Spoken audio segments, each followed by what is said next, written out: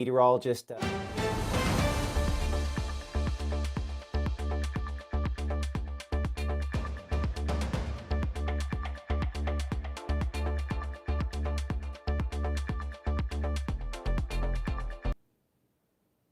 Hey there, Chief Meteorologist Matt Lawpon alongside our Gabe Maynard and Caleb Edelblut, tracking a few strong thunderstorms. No severe thunderstorms officially at this point, but we've been watching one.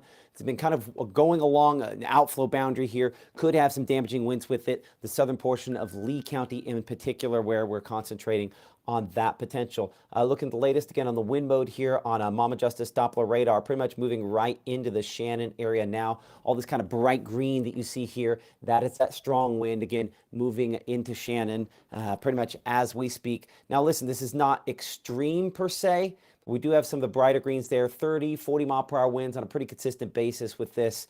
Of course, we're also looking a little bit above the surface, so not impossible. It's a little stronger farther down, but certainly could be some strong wind gusts. Let's see the movement on this. I'll go and pull off that lightning here for just a moment so you can see that. Make this a 30-minute loop so you get an idea. Again, from pretty much right in the Pontotoc area, now tracking there to Shannon over that period of time. So we kind of measure that off over that period of time there from Shannon, and we'll walk it back. We're looking at right around 30 miles per hour because we're taking that 15 times 2 there. It's about 30 miles per hour for what are, again, maybe not severe winds, but could be some gusty winds causing some sporadic wind damage with them. So that's really kind of the concern. It's the maybe on this as opposed to the for sure going to happen. We'll make a 5-mile width there. So we're looking at Shannon again, 3:15. Current time comes in at about 3:12. So that'd be middle part of Shannon there, pretty close to, again, the 45 interchange there in Shannon. We're looking at Nettleton about 3:26. Toward the Central Grove community at about 3:34, Wren at 3:38. As again, Mama Justice Doppler radar showing some strong wind with this as it kind of tracks through some of those locations there. As far as hail is concerned, not really any significant hail threat out there, though the hail potential has come up on this maybe a little bit. Closer inspection again shows when we start being concerned with hail, we expect this to be up there. We're starting to get in the darker colors. That's not the case with this. So unlikely at this point here, I think, to be producing damaging hail with it, but certainly something that we'll continue to have to watch here. Strong winds have been kind of the story out of these storms, gusty winds. I want to be crystal clear. We do not expect an outbreak of severe weather today. But again, sporadic wind damage remains possible out of some of these. You know, these storms we have over here closer to Hamilton, Alabama, were a lot heavier, or were heavier up there toward Tishomingo County just a little bit ago as well. And that has now prompted the severe thunderstorm warning for far eastern Marion County in effect until 4 p.m. there. Really, it's the portion that's just now exiting Marion County. I'd show there at the intersection of Walker, Winston, and Marion County, pretty much right where that white line is, where the strongest wind gusts could occur. So again, tracking right along 22. So if you know somebody who might be moving along 22, they are going to be driving that direction, might give them a heads up just to kind of let them know, hey, we got something that is going on here. As we check out our camera in the Tupelo area, give me a moment here. This one should pop up unless, well, I'm gonna have to work on something here behind the scenes in a second to get that up and going. We'll pop it up a different way here. So here we are, camera in Tupelo, looking, and what we have out there, again, kind of bounce it around with the pretty gusty winds. Not a severe thunderstorm at this point in time, but still obviously with fairly windy conditions. Looking kind of toward the south and west out of our Mitchell, Cunningham, and Bowling camera there. And again, it's just a lot of heavy rainfall. Kind of pan this over to the left a little bit more. Again, that's kind of looking into some of the light sort of ahead of it. So the strongest portion here is pretty much dead south on this camera. And again, it just looks like it's dark because it's just mainly heavy rainfall, but the heavy rain can be associated with some strong gusty winds, and so certainly remains a possibility there. I'm going to swing this back around toward the north and west, kind of look back more into the Tupelo area. You'll notice it does get a little lighter when we look back up that direction there.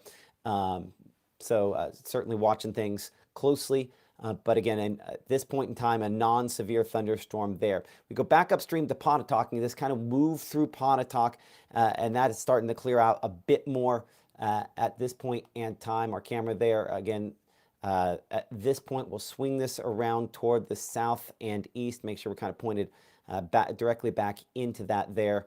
And as we swing it around again, that's the heavier rainfall with that storm there in the Pontotoc area. So not officially a severe thunderstorm when it moved through, but I mean, even this portion that's right there in Pontotoc could still have some gusty winds with it as it pushes toward the south and east. Our meteorologist Gabe Maynor and Caleb Edelblut, of course, in our downtown Tupelo studios, monitoring what you guys are sending in. I know we've got a few pictures in. They're going to try to get some of those up for you behind the scenes here in a couple of minutes. But we'll slide down toward Amory, which would be ahead of this thunderstorm. And again, showing those dark gray clouds as the storm gets a little closer. We'll swing our Amory camera here back around, make sure we're pointing directly to the north and west. Into that there. So that's the direction the storm, of course, is going to be coming from as it moves in that general direction over the next little bit here. Non-severe, but that could maybe have some hail in that dark blue that's getting a little closer. 95 degrees feels like 104, so we do have plenty of fuel out there for thunderstorms to end up working off of, and certainly that has been the case to this point here. Let's go ahead and reset here for a moment, and we'll go a little wider. I'm Chief Meteorologist Matt Lawpon. You're watching Mississippi Live. Again, we're 24/7 streaming service out of the Tupelo, Mississippi area. Watching a few thunderstorms. Got one back toward Carroll County we're looking at as well. Throwing the lightning back on Mama Justice Doppler radar. Not a ton of strikes out of this at this point in time. Hold on. Black screen behind me. Well, that's not good. Let me figure this out. Has it been black screen behind me the whole time there, Gabe? Okay. Appreciate that. I'll figure out what it's doing there. I do see that. Has it been most of the time I was looking at the sky cams? Was it black the whole time I was looking at the sky cams? Hold on. I need to hear you real quick. So let's just Amory. Talk to me, Gabe. Tupelo was just fine, but Amory is when it started going out. Okay. Okay, I appreciate that. I'm going to toss to you for just a second here. Let's look at some of those pictures. I know we haven't got a ton of them, but we have gotten a few in, both from the North Mississippi Storm Chasers and some folks at home, right?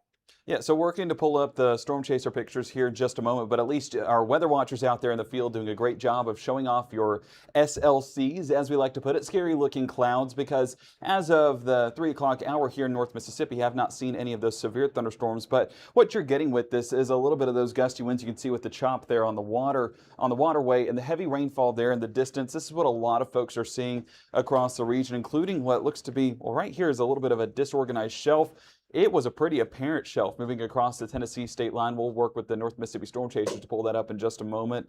Some of those dark clouds there in the distance, and you can see that blowing the grass a little bit there, but these are not going to be overly gusty, overly severe winds by any stretch, but nonetheless, something to monitor as we kind of enter into the peak time frame of the day. You know, mid-afternoon is where we saw those storms really start to flare up, and that will carry over into the evening hours as well. And here's a look in Ecru, in an area that saw damage on Thursday last week, almost a week ago on the dot.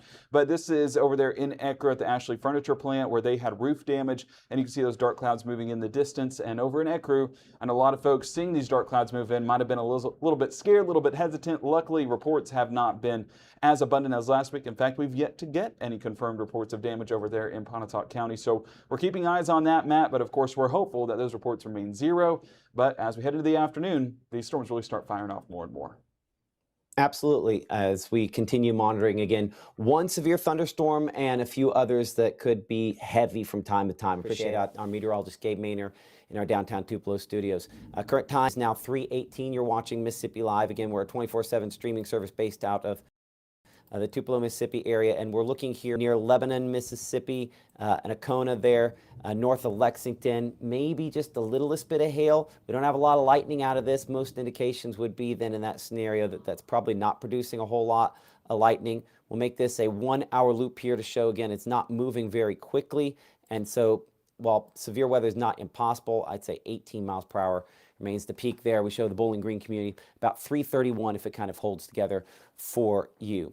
We'll clear that back out. Let's slide up northward here and get kind of the overall assessment. We kind of started this coverage because of two areas. One we're watching in Marion County, another one that we're watching there in southern Lee County. We talked about Marion County a minute ago with that severe thunderstorm warning. We'll be right back in on that here in just a moment. Look at southern Lee County near Leotis and Shannon. This one, quite a few lightning strikes out of this as well, so obviously disruptive in that regard. And checking the wind mode here, our kind of wind from Shannon all the way down there toward Pine Grove and Leotis, that whole kind of section there, right along 45 alternate where it is at this point, about 40, maybe 45 mile per hour winds. Again, I'm not convinced that this for sure is producing severe weather, but some wind damage wouldn't be shocking at all. But maybe it's just small tree branches, some sporadic power outages, something, of course, Gabe and Caleb are watching. Now, this storm is moving a little bit faster, closer to 30 miles per hour, so we'll track that again toward Amory there. Okolona, we're looking at you for pretty much 322 right now. Again, closer to Nettleton at 328. Wren by around a 333. The Tranquil Community 338. Amory 348. A lot of different subdivisions again around the Amory area with that there as it eventually heads toward Glenwood there at about 351. I don't see Becker in that list, so let's go ahead and kind of slice off some of those initial locations there so that we can get that toward the top. There we go. We'll start with Glenwood. Make that our first in the list. And there we go. Becker about 352 for you. Looking at the Carroll subdivision there by around 352. Hatley, we're at 357. Quincy 405. And around Greenwood Springs by about 413. This is some gusty winds. Again, not convinced 100% that this is severe weather. We'll check and see if this camera actually comes up this time as we launch our one of our cameras here behind the scenes. Well, I'm going to have to, there we go. Okay, so this is our camera there in the Amory area right now. Again, showing up with all of the, give me a moment, I need that to go back to there. Perfect. Okay. So you can kind of see, again, the darker blue as we're looking into that storm, again, still a little ways off to the north and west, but it won't be long. Again, if we were thinking Amory, within about the next 20 minutes or so, we're into town there in the Amory area. So I think the time we had on that was about 3:48, so maybe just a little over 20 minutes based on where it's moving in.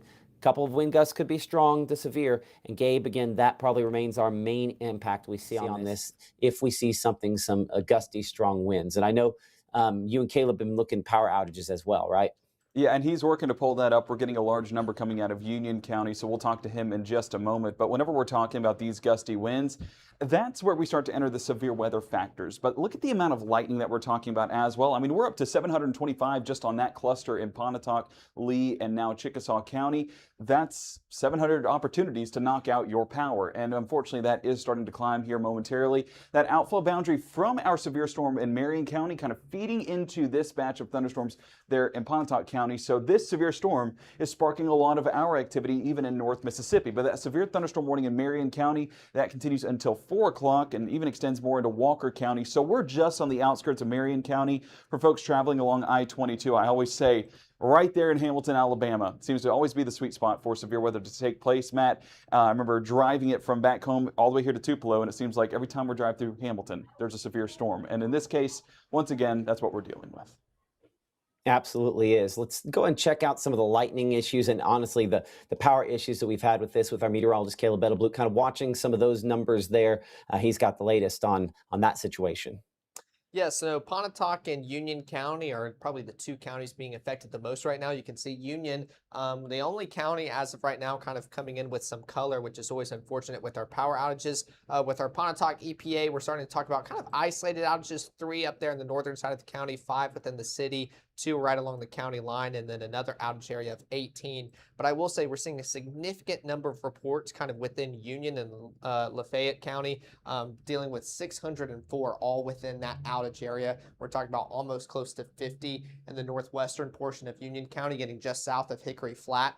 So starting to see those power outages return. I did also want to take a look at Tombigbee as we're dealing with those storms kind of approaching Tupelo, affecting you guys out here in Lee County, moving closer towards Itawamba. Again, again, very isolated at this moment in time, and that's what we're going to continue to deal with. Hopefully these winds just really don't continue to add on to these outages, but this is something that we're going to expect to kind of climb, unfortunately, throughout the next few hours as these storms begin to fire on up, Matt. And let's be clear, we do not expect an outbreak of severe weather, but spotty, damaging wind, I think, certainly is a possibility. And that's sometimes all it takes is spotty, damaging wind to knock out the power. Certainly, that is what the expectation is at this point. Current time is 3:24, and we're showing, again, our line of storm stretching from around the Union community and Shiloh closer to Nettleton and Okolona there. Gabe's going to track some of the communities involved in this, looking ahead as this line is showing up there from the chroma key. And Gabe, again, they've gone ahead and gone with a severe thunderstorm warning. So we'll stick with it for a second. And we'll actually do another push, and we'll do one of those clips where we snip it and push it as well. And I'm going to go ahead and let Digital Matt Lawpon take this one here for just a moment as we pop up our severe warning and let everyone know. Hello? This is Mississippi Live Weather Chief Meteorologist Matt Lawpon. The National Weather Service has issued a severe thunderstorm warning for your location for a storm capable of producing damaging winds or large hail. We recommend seeking shelter in a sturdy building and staying away from windows. Repeating, you are in the path of a severe thunderstorm. This message comes from Weather Call Next Gen. If you'd like to hear this message again, please press 1. Otherwise, So why do I point that out? Did you see how fast it was? Almost instantaneous. In fact, I knew as soon as my phone started ringing, I was like, oh, we're going to have a warning. It hits that fast. That's the point of weather call. And we, by the way, just got an alert here from the folks, on the Mississippi Live app. That's also working. I don't know why weather call has an echo. We're gonna fix that. I'm gonna fix that here in a minute. Gabe, you're gonna take this to Chroma, and I'm gonna finally fix that once and for all. Gabe, go on the track.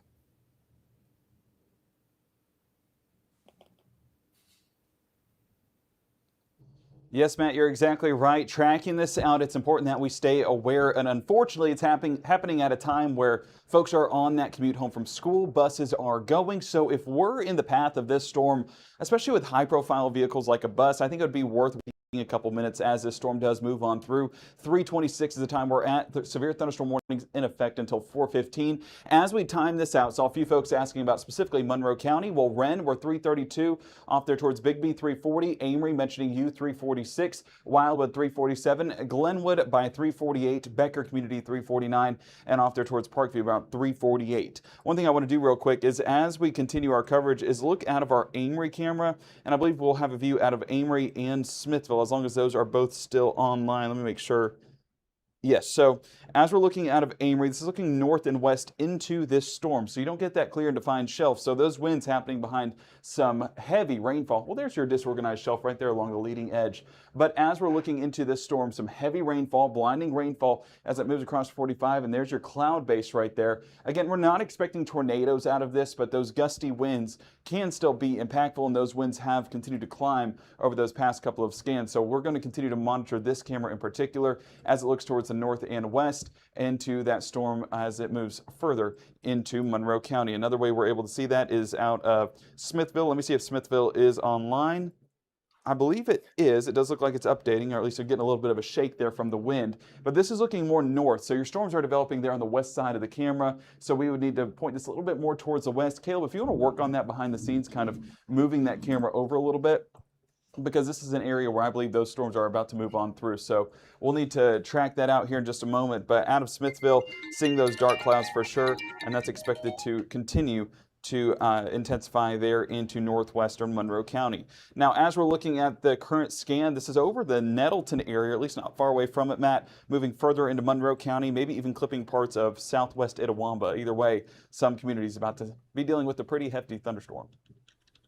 Exactly. And we have not had, just checking with the folks there at the Weather Service, not a ton of reports coming in on this, but the expectation is, it will cause damage, and that's kind of the threshold. I think spotty wind damage.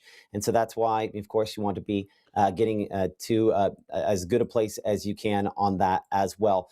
Well, and reports come after the fact too. So, you don't get those reports until after the storm has moved on through. So that's why we want to prepare now. So that way those reports are minimal and we're not talking about any injuries potentially as we deal with this thunderstorm. Okay, so let's get in close. Let's do some close-in tracking on this, Gabe, and then I'm going to fix something here behind the scenes. Sounds good. So let's bring it back here to our Mama Justice Doppler radar, and we're tracking out these brighter greens that are showing up, which looking at the latest scan there, just looking at some of those brighter returns, it's still about 30 to 40 miles an hour aloft, but as this mixes down towards the surface, we can get winds anywhere from 50 to 60 miles an hour. So getting a little bit closer on that track, which in fact, let me make sure I have the wind speed right on this. So I think it'll be worth at least a couple of seconds to go back here and make sure we have that correct. So as it moved through Pontotoc, we got that picture in Ecker a little bit on, looking relative to those. I've 6 miles an hour there.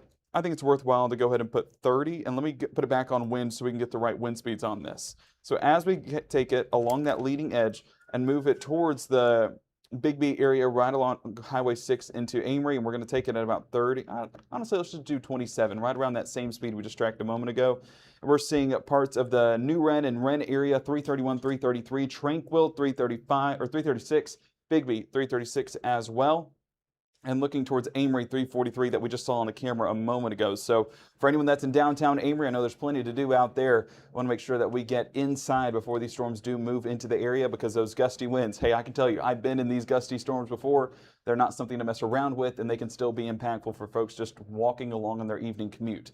Towards the Hedgemore community, 344, Highland Park around that same time frame, Wildwood 344, East Haven 346, Parkview 346, and Longview by about 347. As we put on those reports, not seeing any out of this storm just yet, but like we just talked about, some of those reports, or a lot of those reports, coming after the fact once this storm has moved on through. But something we're able to detect is our power outages. I know our meteorologist Caleb Edelblue is pulling up Tom Bigby EPA to see some of those outages, as well as looking through the entire Monroe County area for some of that potential. But winds still up around 40, 50, maybe even up to 60 miles an hour. I do want to take a look here on our Mama Justice Doppler radar and track the conditions. What is feeding into this storm? And an interesting factor over those last couple of minutes, I'm going to put it on a 30-minute loop here, is look at this boundary. So we see this green line that's moving through. That's not a wall of rain that's moving into the area. That's actually what we call some rain-cooled air, puts out one of these quasi-cold fronts is what we call it, but also known as the outflow boundary. And that's that lifting mechanism. So as it's moving into this storm, it allows some lift to happen. And that's where this storm has intensified those last couple of scans and potentially becoming severe. And it's not just that outflow, Matt. You also have an outflow forming from this storm that's allowing for additional development down towards Houston. So I believe this is the storm that's going to be the seed to grow a few more storms down the line through the evening. And the hope is that even though it's a seed, not every seed grows into a giant oak tree. Sometimes it's just a little sapling. And so that's the hope here, but maybe not the reality. We will see. Again, if you have reports to send that, use the Mississippi Live app. Probably the easiest way to do that. iOS, Android devices. I'm watching your pictures coming in behind the scenes here. National Weather Service there in Memphis can see those as they come in as well as we go along. We're going to try a couple cameras here. Gabe, what you don't know, neither you and Caleb knows, I designed something overnight where I can run the camera where it's looking behind the scenes, but I had to fix something a moment ago from that as well. So let's see here from Smithville, and we'll pan our camera here. Let's go back toward the west, and that should flop me back over there here in just a second. There we go. And so we're kind of looking into the heart of whatever that is producing there. As all my alerts are saying, hey, did you know there's a severe thunderstorm warning going on? Yeah, I did actually. I'm going to tilt this down just a little bit here. But yeah, that's kind of looking toward that.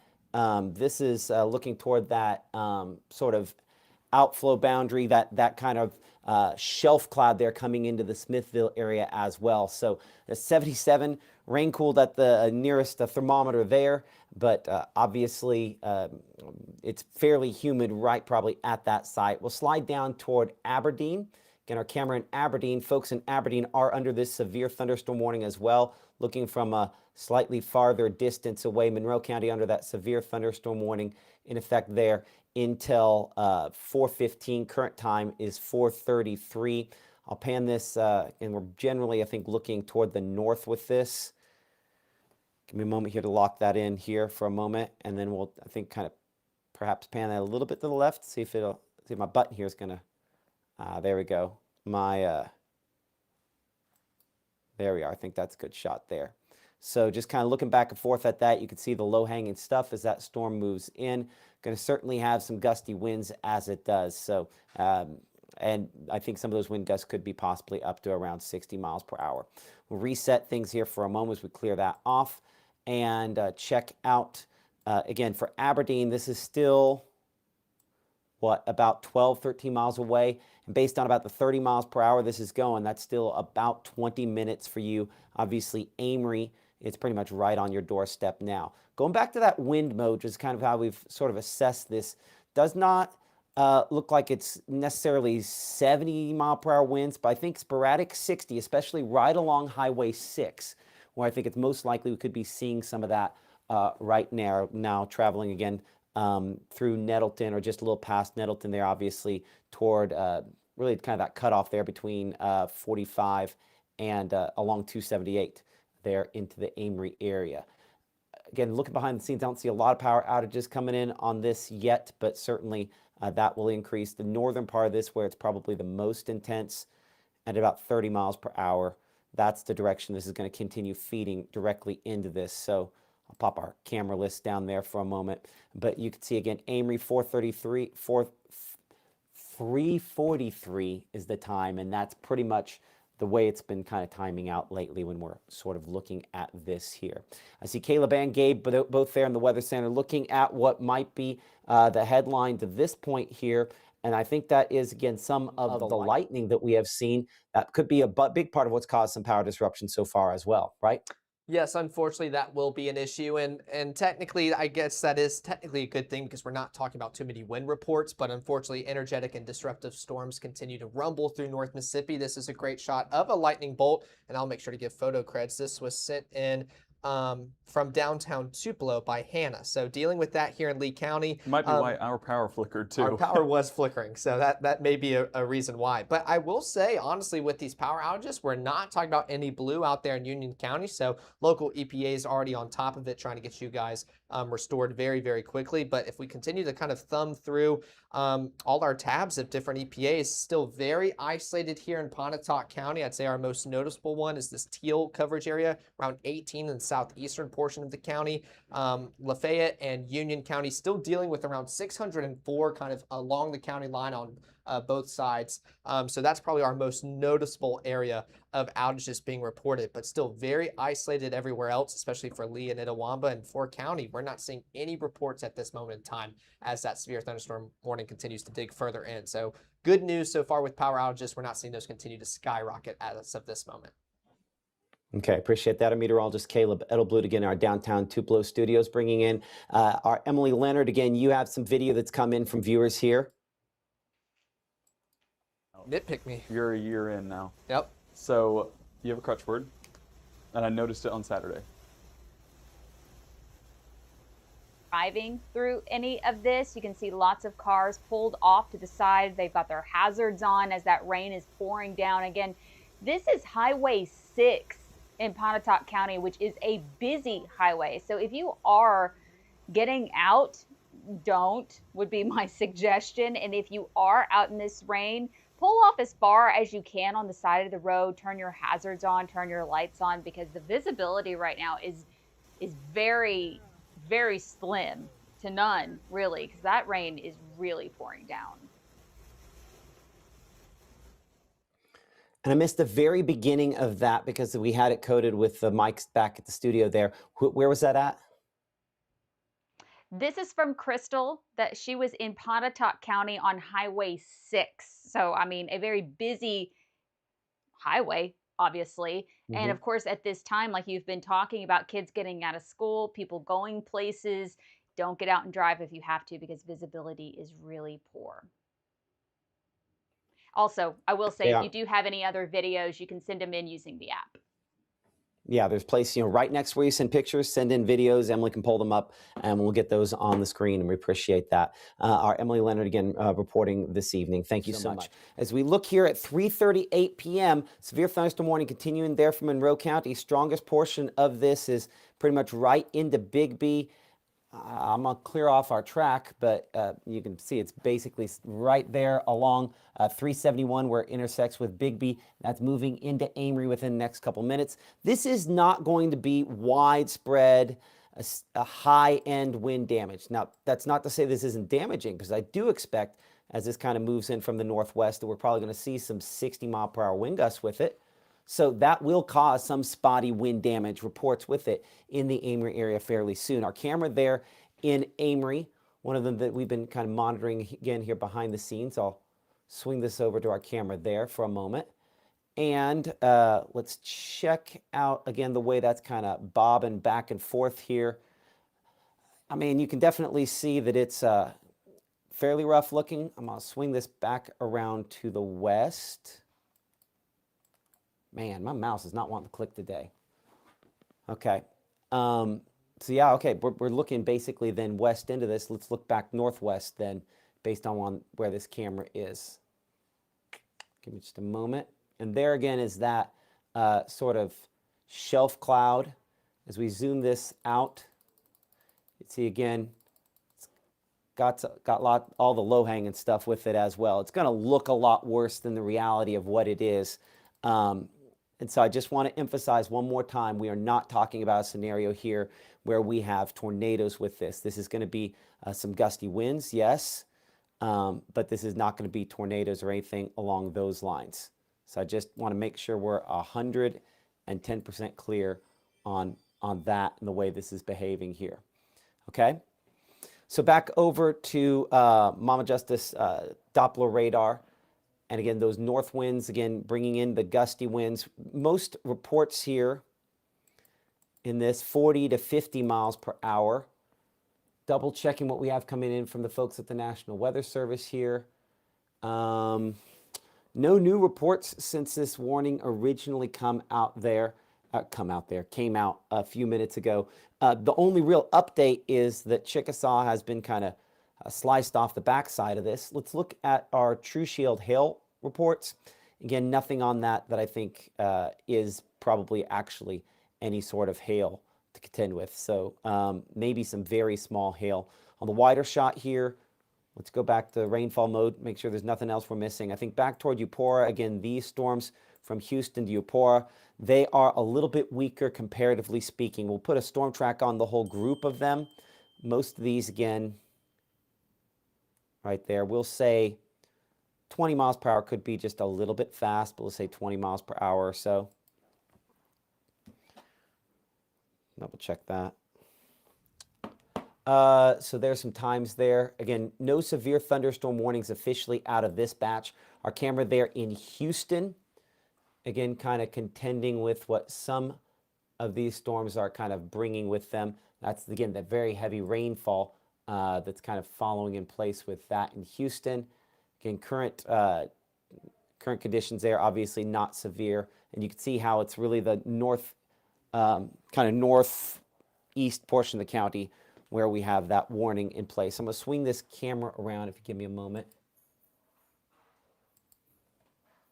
And let's make sure that we're kind of facing back toward the south. I want to catch the storms to the south for a time here. So this is going to swing this. So give me just a second here as we look into kind of some of the closest. And yeah, so you can see looking south again, that's that heavier rainfall from that storm. So let's look back toward the north and really more east.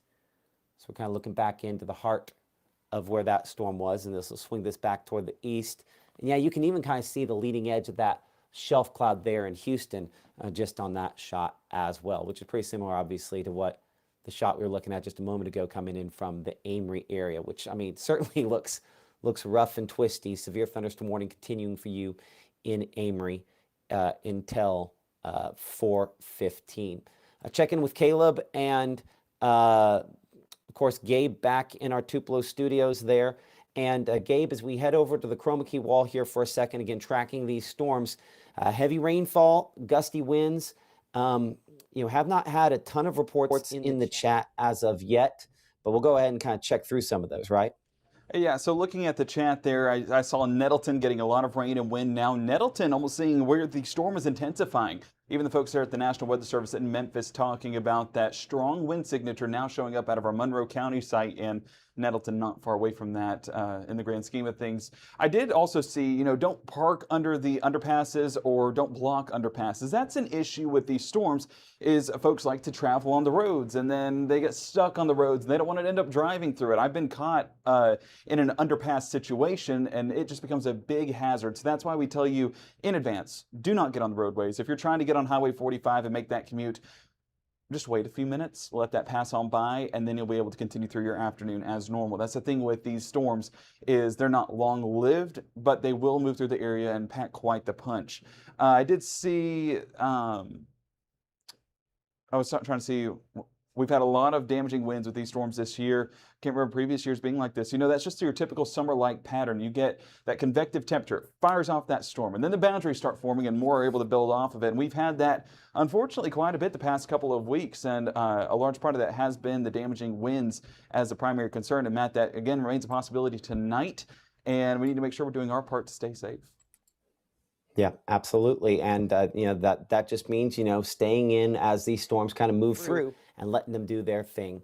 Current time is 3:45, about 30 minutes left on a severe thunderstorm warning that remains in effect out here for Monroe County, Mississippi, southern Lee County, southern Itawamba, and the far, far, far eastern portion of Chickasaw County. Again, any damaging wind is probably going to be on the leading edge of this storm, and most wind gusts will probably not be truly damaging, most in that 35 to 45 mile per hour range. We're going to spend a lot of time on wind mode here. Just because we're showing the greens and the reds doesn't mean we're talking tornadoes. This is not a tornado threat for today. This is gusty winds, and again, they are going through Amory right now. A shot of our camera there in Amory once again is that camera's just on the south side of town, so we're probably going to have some gusty winds and certainly have some gusty winds before it fully kind of moves into and through there as well. Looking at this again, kind of bobbing back and forth there. So most of our wind gusts somewhere in the neighborhood of around 45 miles per hour. Looking at that shot as well. We'll kind of pan it northward and sort of look back into town. And gives this a second to kind of swing back that direction there along the kind of where this is headed. And again, that moving into the Amory area pretty much as we speak. With some of those gusty winds are really through Amory. The lightning really is kind of running a little bit behind. That's one of, I guess, the other kind of noteworthy factors with this is that the lightning is kind of lagging a little bit behind this, and there's plenty of strikes with that. So checking our shear on this, which is something if we looked for like rotation, we typically would see. I'm not looking for rotation on this. What I'm looking for by putting it in the shear mode here is maybe there's an area with a little bit of an extra wind enhancement. And I don't really see anything on that too terribly bad. Kind of on the north side there, you can see where there's just a little bit going along 25 and going to stay just slightly north of 278 as it goes there toward Hatley. This portion maybe just a little bit stronger as that moves through there. As we go back to Gabe here for a moment, we've seen the cancellation of Marion County, Alabama, as that fairly quickly exited there. And we're going to track some additional thunderstorms around the region. Gabe, again, looking to track some of those now. Yeah, Matt, you're exactly right. And I will say the National Weather Service in Memphis saying they're upping that current severe thunderstorm warning to winds potentially at 70 miles an hour. So we will need to be watching this storm as it moves through Amory because this could be a pretty damaging setup as it moves into the area. But yes, that is a positive. The fact that Marion County being trimmed off, folks traveling I-22 from Hamilton to halfway to Jasper, seeing a much calmer commute. But I want to bring it back on this storm because it is going to be the more impactful one, especially with that intensification ongoing. I think one of the reasons why this is able to intensify once again is because that boundary is feeding right into this storm. Being able to maintain that through Amory, and this is going to go right along Highway 6 up until the state line and even into Lamar County. So I know folks over there at the National Weather Service in Birmingham are watching that for you. But this severe thunderstorm warning, current time is 3:48. This is until 4:15, so we will need to monitor that. But let's track this out. And with this specific cell, we were looking at about 25 miles an hour a little bit earlier on. I think it's better to kind of Let's keep that, and that'll give a little bit more of a heads up, even if this has slowed down a little bit. So as we track this out, continue to move towards the south and east. Let me clear off the Skycam network. We can see Amory. I mean, it's basically, I would say, a minute or two away from you with those strongest wind gusts. Towards the Hedgemore community, 350, Highland Park, 351, Wildwood, 352, Glenwood, 353, Parkview, around that same time frame, East Haven, 354, Longview, 355, Lakewood, 359, Piney Grove, 401, and Athens by 402. As I trim this off, I want to make sure we mention as many communities as possible, because with this intensifying, we could see some of those reports start to come in. Hatley were 401, Aberdeen 404, and Caledonia by 442. A positive with where this is positioned is the fact that we do have several different cameras that we're able to take views into this storm. So let's go ahead and look out of our Amory camera and then work our way to the south. So Amory, you can see right there, right in the path of this severe thunderstorm warning.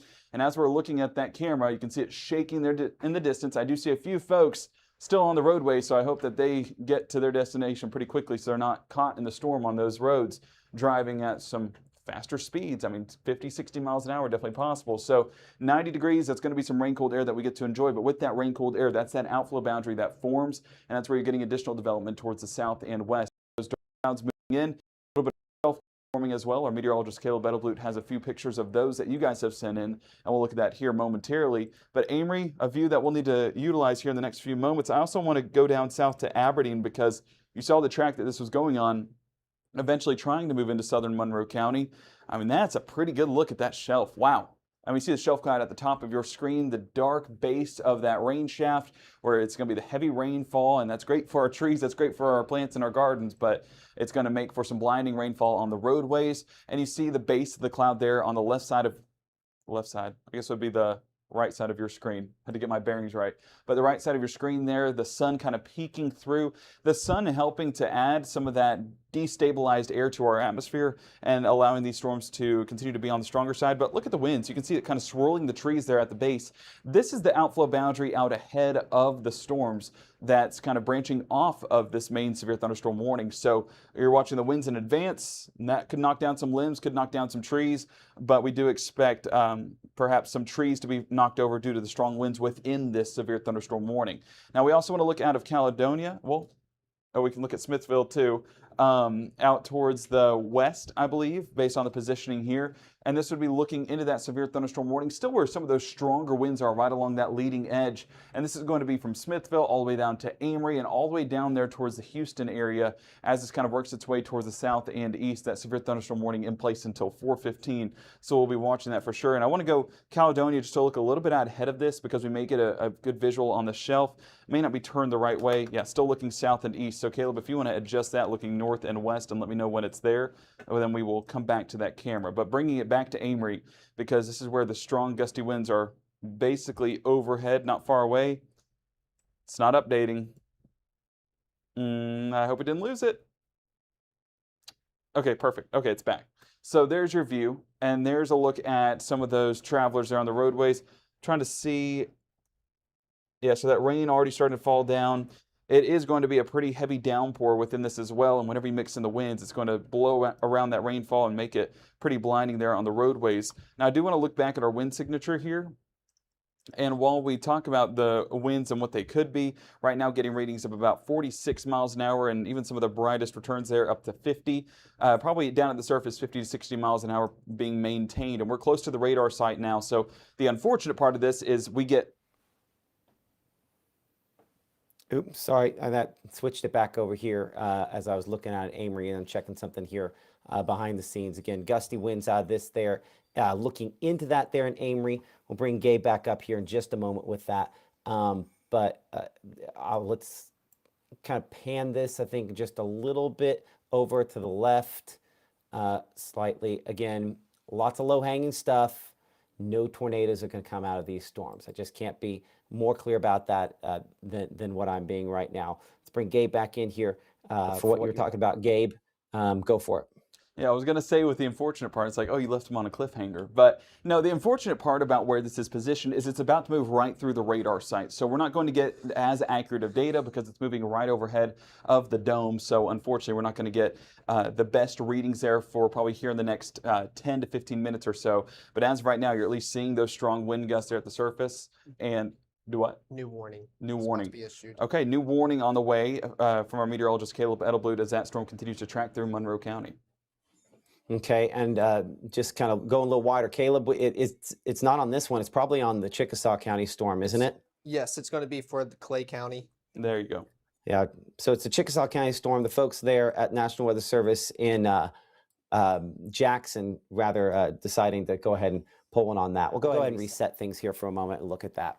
So current time is 3:54. I'm Chief Meteorologist Matt Lawpon, Clay County there, and a sliver there of Webster County now under a severe thunderstorm warning till 4:45. Damaging wind potential. The reason why this has been issued. I mean, let's address the elephant in the room here. Well, this says, whoa, we got some shear, we got some rotation. Let's talk through what it's looking at, what it's not seeing, and what it is seeing. So looking at the rotation on this, it does show that maybe there was the littlest bit there a couple moments ago, and sometimes this again detects a little early, but I'm not particularly convinced. Let's pull off the lightning. It shows some reds and greens, but the reds and greens, not really in a situation here that I'd be overly concerned about that. But let's just do our due diligence. Let's make this a loop that is over the last 30 minutes, and we'll make it one of the slow loops so we get every single frame possible here as well. Yeah, no, that's not something I'm concerned with there. This is going to be, again, the place where we get some of those gusty winds, again, near Sparta and moving toward Montpelier and Beasley. This is wind, maybe a couple hailstones. This is not tornadoes. That is the expectation today. We're not expecting tornadoes. We're probably not going to see tornadoes out of these thunderstorms here. So let's track that whole batch there. Again, we'll say about 20 miles per hour. That could be a little fast. I'll drag that to where we kind of clip West Point on that. Again, Clay County, officially West Point out of this warning because it's not moving quite fast enough to get there. We'd look about 4:50 for you, or about an hour before it makes it there. And that's the reason you're not in the warning, by the way, is because it'd be a little past the expiration time there. So Manti at 3:57 over top of you right now. Some strong gusty winds with this. Moving in the direction there of Bars, I believe that's Bars Mill, Palestine, Beasley, all kind of in the path of this thunderstorm that could potentially have some wind gusts up in excess of 60 miles per hour. Wide shot here back on the regular rainfall mode on Mama Justice Doppler radar. Looking again at that cluster of storms. We talked about this last night, how we're going to have kind of a batch of thunderstorms that develop, and then they kind of push ahead. That's what this one is doing, getting more organized. And it's not going to be an everybody sees wind damage situation, but spotty wind damage, a possibility.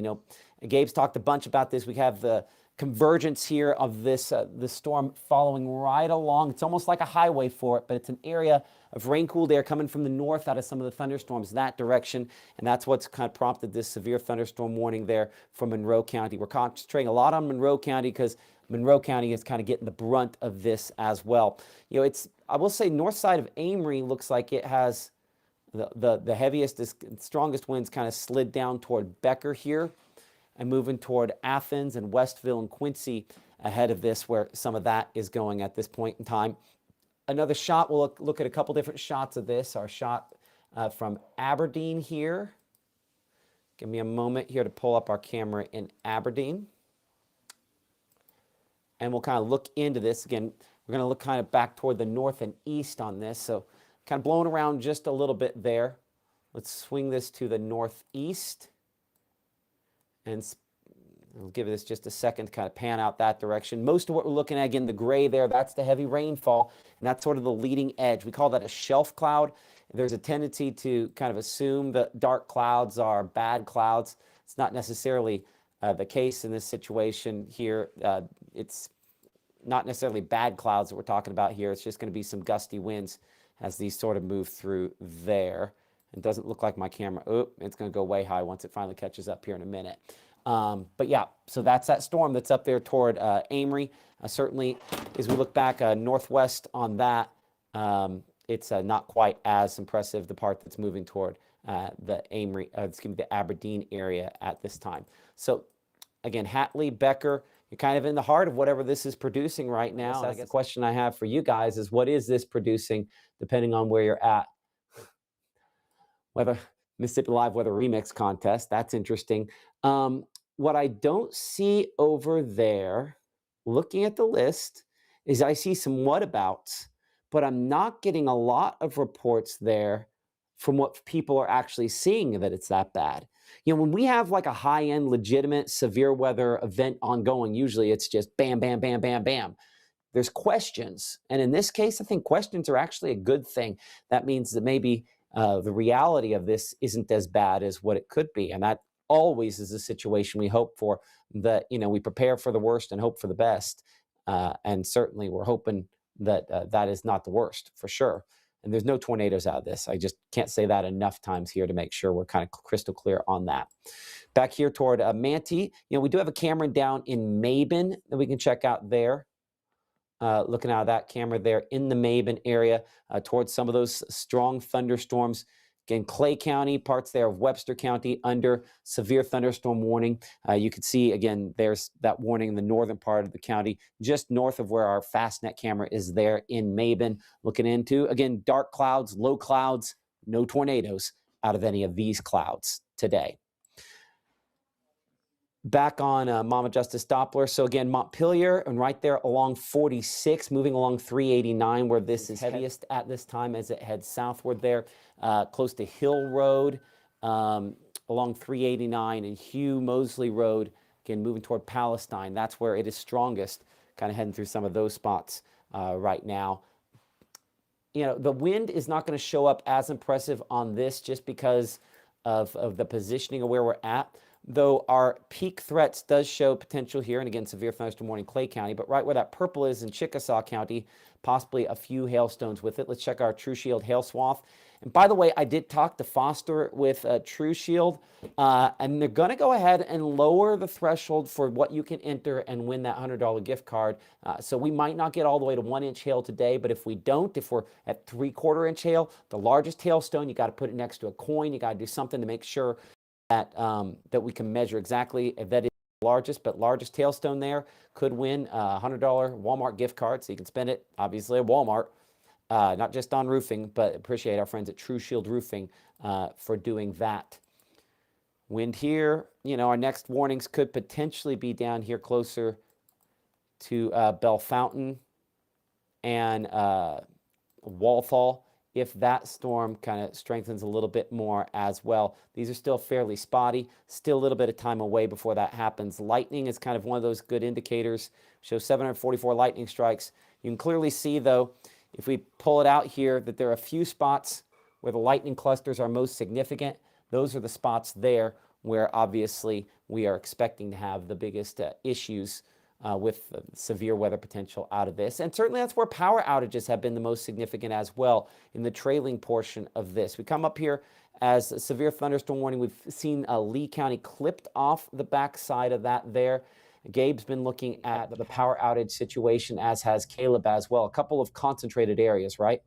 Yeah, Tombigbee EPA going to be active once again tonight. And as we're looking at those outages, when Caleb was looking at it, real isolated and sporadic whenever those reports were coming in, but those reports starting to become more numerous. 103 outages just north of Nettleton, including a few outages in the downtown Nettleton area. That's about 5 there.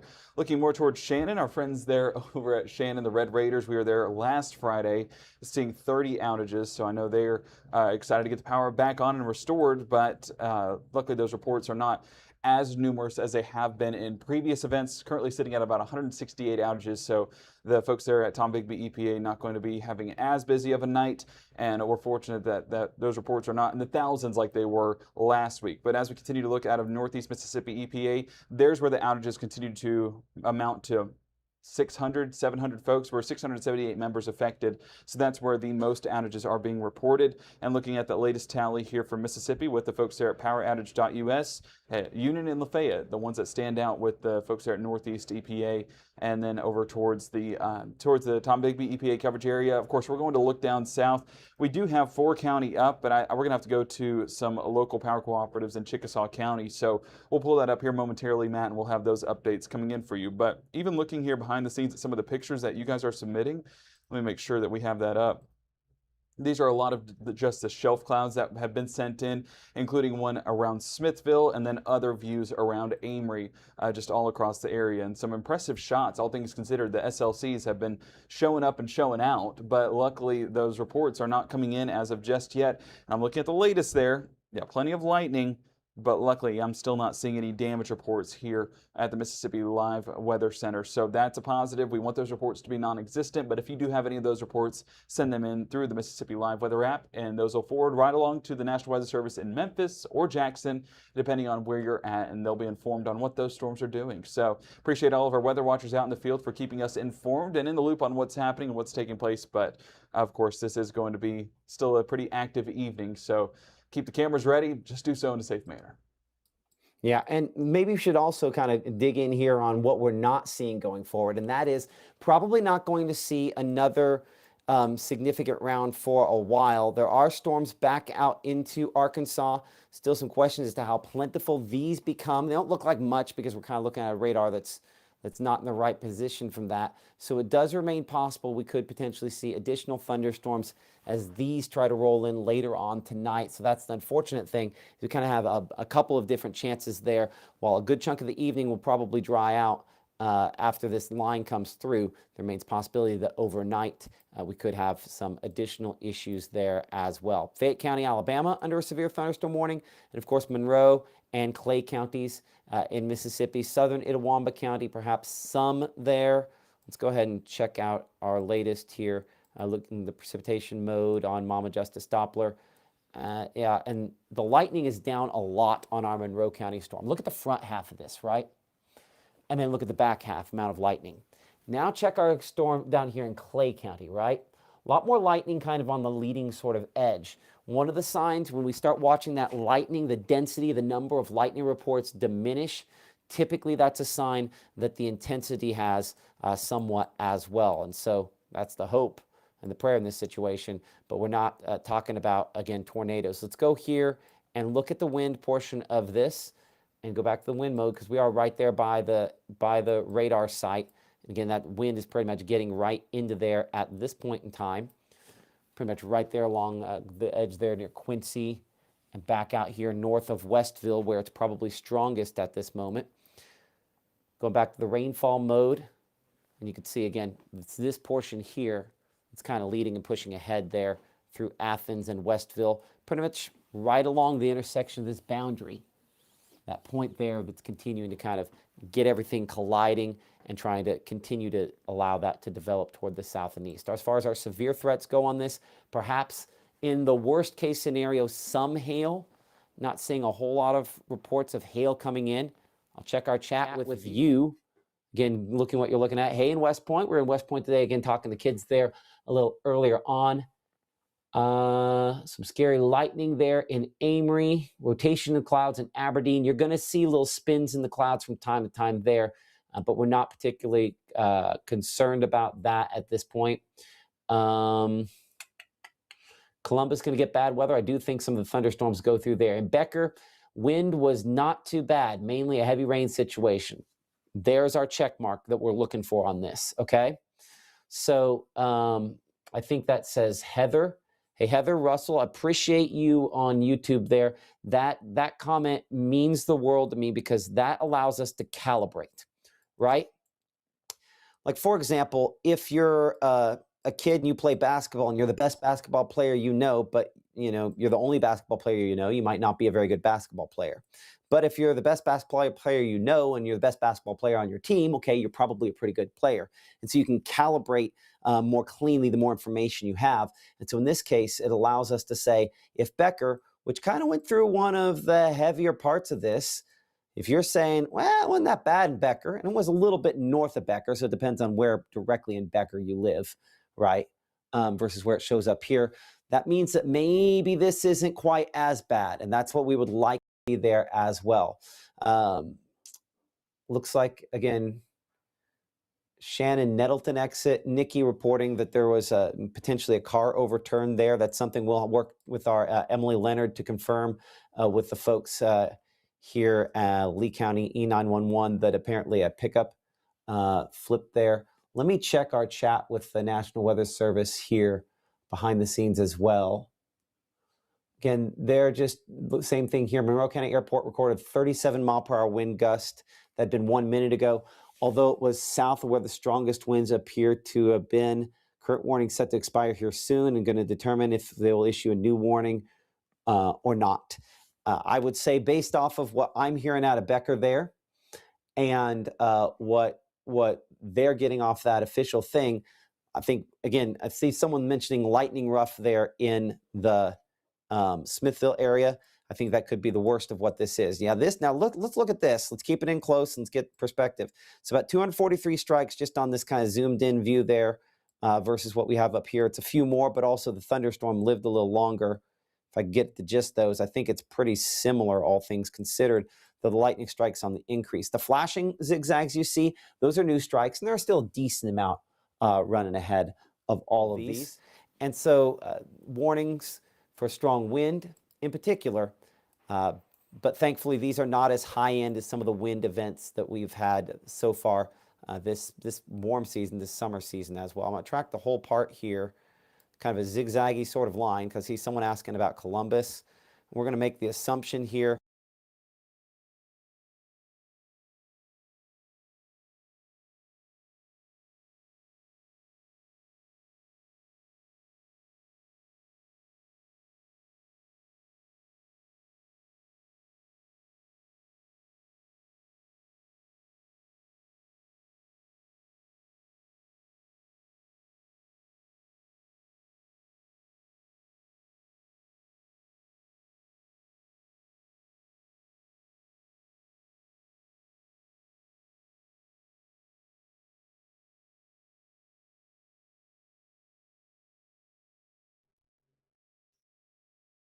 Yeah, I know what happened.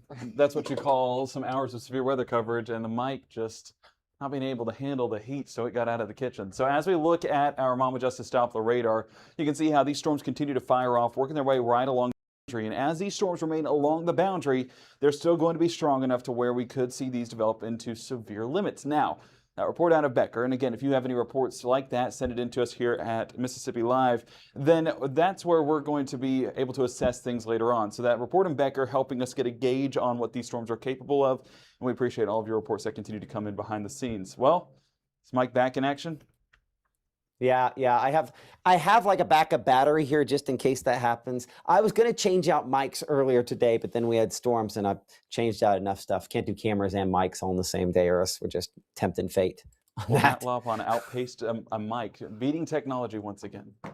No, it hit me in the jaw first, but yeah, we're doing the best we can on that there. Hey, let's go to our camera up there in the Aberdeen area, sort of checking out that storm as it's moving in. We actually need to probably go down to Clay County after that. So here in Aberdeen and kind of in the rainfall, looking out there at this moment, again, 84 degrees. There's that report from the nearby station there, 26 miles per hour out of the north. So there is some wind in this for sure.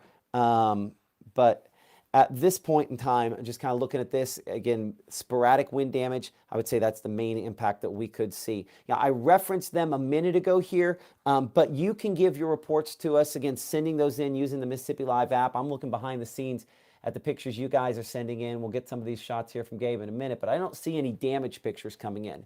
So if you have damage pictures that you'd like to share with us, certainly you can help us to have a better idea of what's going on. Send those in using, again, the Mississippi Live app, free and available for basically any platform you can find it. And for those of you trying to keep maybe your phone charged up, Roku, Apple TV, Fire TV, those on the standard screen there. Is it off again? Or that must be a delayed report. Oh, that was 2 minutes ago. I hate it when the phone does that. It's like, hey, you missed this text message. No, we took care of that 2 minutes ago. So let's go back here on the wider shot. Again, we'll pull up our camera down in West Point. That camera, let's see the direction we got this looking again, kind of back into the line. We've got storms again, prompting warnings. I think it's telling to look at the little radar inset there so that you can see, again, storms to the north that are severe, storms to the northwest that are severe, hopefully not storms that directly move in, but clearly we've got some of those stronger looking clouds eventually getting closer. And appreciate our friends over there at 4 County Fastnet providing this viewpoint here, and of course the folks there at North Mississippi Storm Chasers as well. Let's see if I can get that Mabin camera to pop up. And again, Mabin a little bit south of that. Again, just kind of gray and dark and sort of waiting for it to come along there, sliding down toward Oktibbeha County and Starkville. That one does, I think, a slightly better job of showing what it looks like when you have the heavy rainfall. And again, that's the gusty wind all the way north there that'll be coming with that stronger thunderstorm eventually, as it, is on a target that it could make it there if it holds together. I'm just not convinced that specific storm will all the way to that point there. Gabe's got pictures. You've got pictures. Gabe's been looking at some of those that you have been kind of sending in and sort of sharing with us here. Looks like we've got a video there behind you of someone trying to drive through this. Thankfully, the person recording that's in the passenger seat. You know how I feel about that. There's positives and negatives to take from a video. I appreciate you sending it in to us. This is Crystal over there along Highway 6, I assume over there in Monroe County. But they had to get off to the side of the road. And this is what we always encourage. If you're thinking about driving whenever these storms are moving through and you're able to maybe take a step off to the side, or actually just get off on an exit and maybe go fuel up, get some gas, get some snacks, whatever you want to do. That's why we always encourage you to do so, because with an overturned vehicle that was being reported and then just seeing all the cars on the road there at Highway 6, we just want to make sure that we exercise extreme caution and don't get caught in the middle of the storm, because as you can see, nearly undrivable as those cars are just stopping along Highway 6. So Matt, never what you want to see. Of course, you can see the power of this storm, but whenever you see that many cars just basically forming a parking lot on Highway 6, that becomes a more dangerous setup. It does indeed. There's my weather call saying, hey, that warning's been expired for up in the Lee County area. So there you go. That's kind of the follow-up phone call on that. One of the good signs there as well. Coming back here and then checking again, we're looking in Starkville. So let's clear that off and look at and reset things now that warning has been allowed to expire, and look at kind of the overall viewpoint of where things are. First off, Monroe County, we've been tracking this severe thunderstorm warning for you. National Weather Service in Memphis choosing not to reissue that, in large part just because we have not had as many reports out of that recently. And when you have one of these, like the area that went directly over top of the Monroe County Airport there and did not have severe wind gusts, that's about as good information as they need to say, okay, maybe we can back off of this just a little bit there. In saying that, before we're completely done, detaching from this, I do want to point out that we do have, again, rain-cooled air coming in from an outflow boundary to the east. Now, that's going to smack into here. And so I expect this to expand down and get heavier all the way down there on 45 into the Columbus area because of it. We've had a couple little showers and storms developing close to Columbus. Our camera there in Caledonia sort of has a shot in and around this as well. And we're checking this one out here in Caledonia. Again, looking at the dark clouds. Give me a moment and I'll see. I think I've got everything in there to where I can pan this one as well. Let's look back toward the northwest. Make sure we're kind of looking the right direction on that one there. And let's go a little more north then. So you can see kind of in the foreground there. There we are. There's a better shot. And again, that's the area of heavy rainfall and gusty winds that's moving there in Monroe County. And so we expect this to kind of develop along this boundary, kind of toward the camera where this is. So give me a moment, if you will, while I kind of swing this all the way around to the south. What I'm wanting to look at on this, I went the wrong way. I was hoping to go the opposite way. That's fine. You can see the leading edge there of, again, one of those shelf clouds. Actually, there's more of a roll cloud there because it was detached. And as we're swinging now back toward the southeast, there's some of the spotty storms. And we'll look back in here closer to Columbus, that's south. And now we're going to look southwest. So see, we have a few of these little spotty storms that are developing, as well as kind of the bigger ones there. So we expect that line to kind of probably fill in within the next 15, 20 minutes here, hopefully below severe limits, but they're right along that line from along 45 where that could be the case. Going back to the wind mode here, and then we're going to slide over to Clay County. You'll see how it changes from green to red. That has everything to do with, again, our scale here at the top. Green means into the radar, which of course is right there where the sweep's coming out. And then once it passes the radar, it's like, okay, now it's away. So that's why it goes over to red. So no nefarious things going on here. We're not talking about tornadoes or anything like that because of the green and the red. In this case, it's standard straight line winds that we're tracking and experiencing here.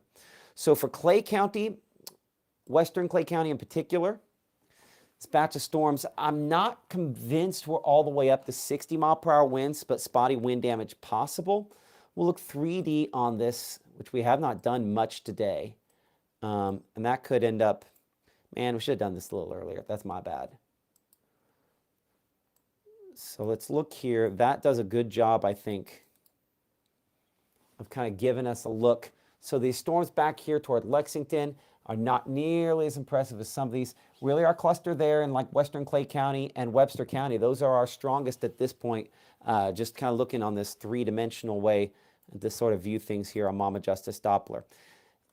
It's still possible that that Monroe County storm, you know, we lose the top of it because we're so close to the radar there. That's probably a little more impressive than what that, I think, looks like in first blush. But these storms back out here, far northwest Clay County into Webster County, those are the strongest ones because you can see they're just tallest. And when they stand taller like this, and yet you can kind of see the cuts of the radar there at the top, but that one there is tall enough that it could still have maybe some hailstones with it. Let's go ahead and look and cut through this, kind of like a CAT scan there to the most intense parts. And there are a few areas there. I'm going to stop it right at 60 dBZs. There we go. We'll go back to 2D for a second to kind of place where those are. So we have, I think, one area still here in Monroe County where we probably have some hail. We have, there's strong community there, right along 45, kind of the intersection there again, southwest of Aberdeen, and where 45 and 25 all kind of come together there. And then we have back out here into northern Webster County. Those are the kind of three sort of spots there. We probably have something aloft that's yet to make it to the surface there. So it's just kind of this sort of wad of hail there, I think, in either case. This one in particular back west, as that collapses, that has more of a wind damage potential with that as well. So that's what we'd be looking at there. Again, closer to the Woodland area, Atlanta community, and that's going to be tracking just on kind of the west side of this warning there that's in effect till 4:45. Let me track specifically that area, because I would say out of everything we have now, unless there's more organized wind gusts than what we're kind of picking up on there, this is the most likely damaging part of this. So we show Walker's Gin at about 448 and the Dancy community right around at 436. A Doppler radar indicating, again, some strong gusty winds, probably some hail out of this going specifically to our True Shield hail detection and pulling off all those lightning strikes. In fact, I'm going to give me a moment to change my lightning here. Sometimes we don't have many or we're trying to really kind of catch it. There are two ways I show lightning. I'm going to go back to the lines here so we can kind of see through it a little better. But there are kind of a clustering of areas there where we're up here in that probable category for hail. So if you do have hailstone 1 inch or larger, send in those shots using the Mississippi Live app. Largest hailstone next to a coin, next to a ruler. Make sure email address is right. We've had a couple where people have sent it in, and if you were expecting us to call you back about yours and let you know, hey, you were the winner, we've had a couple where I think the email addresses are just wrong that people have put on there.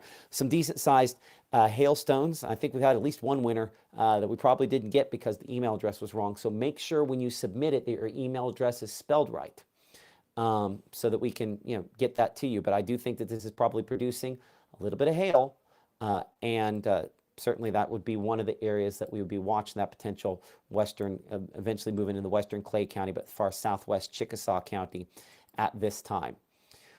We'll check our camera there in Houston. And we'll kind of look back into that. And that would, we need to look back toward the southwest. Just give me a moment for this camera to sort of pan back that direction there. So that's kind of the back side of that. And so this is all just kind of the gray, the dark gray associated with the heavy rain and some hail. I'd say, again, the southwest corner of that storm right there, that could be the hail, but we're looking all the way back into Chickasaw County, Webster County to try to catch some of that. Our Caleb Edelblue is looking at what some of the power outage situation is. Again, we're not extreme on the number of power outages, Caleb, but there are some out there. Yes, no, I like how you started it. It's definitely not extreme, but anybody out of power is still significant to us here in North Mississippi. So I wanted to still highlight those as we're still talking about them. Union County, making a comeback with some of that color returning. Talk about 370 customers or more being affected. But the good news is when we flip through, I mean, we're really not seeing too much color. Those isolated outages that we were talking about earlier, they are coming back online very, very quick, especially with Pontotoc EPA. They are working very hard to get that outage restored for you guys. Again, I think our most noticeable one continues to be out here in northeast Mississippi, and I'll refresh. It refreshes every minute, but yeah, just to double check. I mean, we're still dealing with 604 between Lafayette and Union County, dealing with most of those outages kind of right along the county line. 65 just south of Hickory Flat. I would say that's kind of the area that we're watching closest with those outages. But unfortunately, with our Tong Bigby EPA, still seeing some of those start to come back up. Again, very isolated as we're talking about these blue boxes between Lee and Itawamba County, but we're talking about a greater outage area, 126 within that orange here, and then yellow, I'll have to look on the other monitors, just slightly delayed, coming in at 68 out there in the southwestern portion of Itawamba County. So unfortunately, still dealing with a few outages. Ford County Electric starting to pick on some as well, as these storms are kind of right on the border and starting to enter that area where that severe thunderstorm warning is currently ongoing. So we're going to continue to keep our eyes on these outages. Unfortunate to see them still being reported, but good news that it's not very widespread. Yeah, absolutely. That's a sign that, again, these are not high-end severe weather. This is not a severe weather outbreak. So I just want to, kind of emphasize that, as clearly as we can. Appreciate that, Caleb, here in our downtown Tupelo studios. Looking at our camera there in Pittsboro. We're trying to look through the tower there as we look toward the south and east into some of those thunderstorms there that are in the kind of far corner there of Chickasaw County. Not really seeing a whole lot from this angle. I'm wanting to kind of see if we could see the hill portion of this a little bit better. I'm going to have to move this over just one more click. Come on. I'll figure out this mouse situation between broadcasts, but right there, that's kind of the part there where it's producing, I think, some of that larger hail back there, the far southwest corner of Chickasaw County, sort of in that area. Pittsboro, of course, no issues there as we are still sunny and clear at this time. Sliding back over here into Lowndes County, new severe thunderstorm warning has been issued for Lowndes County. We'll go ahead and let folks there know. Give me a moment behind the scenes so that I can switch my control capability over to our storm, our camera there. And let's go ahead and do a push to make sure folks know, again, Lowndes County under severe thunderstorm warning now in effect until 5:15. Spotty wind damage possibility there. As we check again the wind mode on Mama Justice Doppler, it's all red now, but that red, again, an indication of away from the radar up there in Monroe County. And so I'd say the leading edge of strong winds pretty much right to the Caledonia area at this time. I'll switch over to our Caledonia camera. And yeah, right in it there at this moment. We'll look back toward the north briefly and northwest, kind of look directly into it. Maybe we kind of see the rainfall kind of shooting across the lens here. That's what sometimes happens. Sometimes you can get a sense for just how windy it is there. As you can see, the rain just kind of like blowing across our lens there in the Lowndes County area. So the strongest wind still just now arriving in Caledonia. I know in the comments we've had folks asking, well, what about Columbus? That sort of stuff. Columbus, obviously, this is going to be coming toward where you're out there as well. So certainly heavy rain, maybe some 60-mile-per-hour wind gusts. Remains a little bit of a question. By the way, for folks behind the scenes here, we do have on the Mississippi Live Facebook page some pictures coming in that way as well. So just there's some pictures coming in on the Mississippi Live Facebook page as well that they are sharing. New severe thunderstorm warning has now been issued. It'll pop on your screen here in just a moment in Lamar County. Part of this storm, again, for the southern portion of Lamar County. Folks there at the National Weather Service in Birmingham will be issuing that any moment here. So let's get a track ahead. This has typically been going about 25 to 30 miles per hour. We'll kind of keep that same speed there. Pull off that. And so there's our new warning for Lamar County. So for folks there, these people that are on this list are for subdivisions and things in and around Lowndes County. So I'll pull that up kind of full screen so you can see it here. The Bent Tree Plantation, we're about 431. Battery Heights at 432. Prospect Heights about 432 there. Again, current time is 428, so the portion of this that's kind of moved through the West Point area is moving there into Columbus here pretty quickly. So expect some 50 to 60 mile per hour wind gusts out of this storm if it continues at the pace that it's going now. So spotty wind damage certainly remains a possibility out of this. I'm checking behind the scenes. Just make sure there's not a report that we haven't missed. Nope, it's still all possibly maybe stuff, which is good. That's what we're hoping for. And they, of course, did reissue the severe thunderstorm for southern Monroe County because of the wind damage potential in this as well. We didn't directly reference that except for a few minutes ago, so I wanted to make sure we were clear on that. Checking our shear rate, which allows us to look and see if there's any spots where maybe we have some rotation. And as we talked about earlier, I'm looking at this not as much for rotation, but maybe a little wind enhancement there. Caledonia, of course, that's what we're watching for you at this time. No rotation, just strong gusty winds with this as it's kind of moving through your area. I think the best way to show it is kind of on this wind mode where all the red means away from the radar up in Monroe County. And again, spotty wind damage should be expected. Check out our camera down in the Columbus area. Again, our partnership with folks at Mississippi Department of Transportation. The top part of this, again, on the north side of town there, Blue Cut Road and 45. Again, traffic kind of backed up. Folks trying to get home before it gets what it's doing. We still have a few minutes there before that fully rolls through that spot. And you can kind of see the storm a little bit more kind of on the eastern camera. Sort of panned all these together on the same one, but look back toward the northeast along. This would be 82 looking back toward the east. That's that thunderstorm up around Caledonia that could be producing, again, some spotty wind damage. West Point, the worst is through where you're at here. The worst is through where you're at there in West Point. We'll go to that, and we're going to go back over to Caledonia because there has been an upgrade to this warning. And again, just kind of looking into the gusty winds with that. But I think the worst, again, is through there. Let's go back over to Caledonia. And our camera there in Caledonia, I mean, obviously in it, really bouncing around, some strong gusty winds with that. Almost, again, as we're looking into this, 82, but we're still expecting those wind gusts could be up around 65 to 70 miles per hour based on kind of the latest thinking with the folks there at the National Weather Service. Let's see if we can make sure we're zoomed out as far as we can on this. And I do think that we are.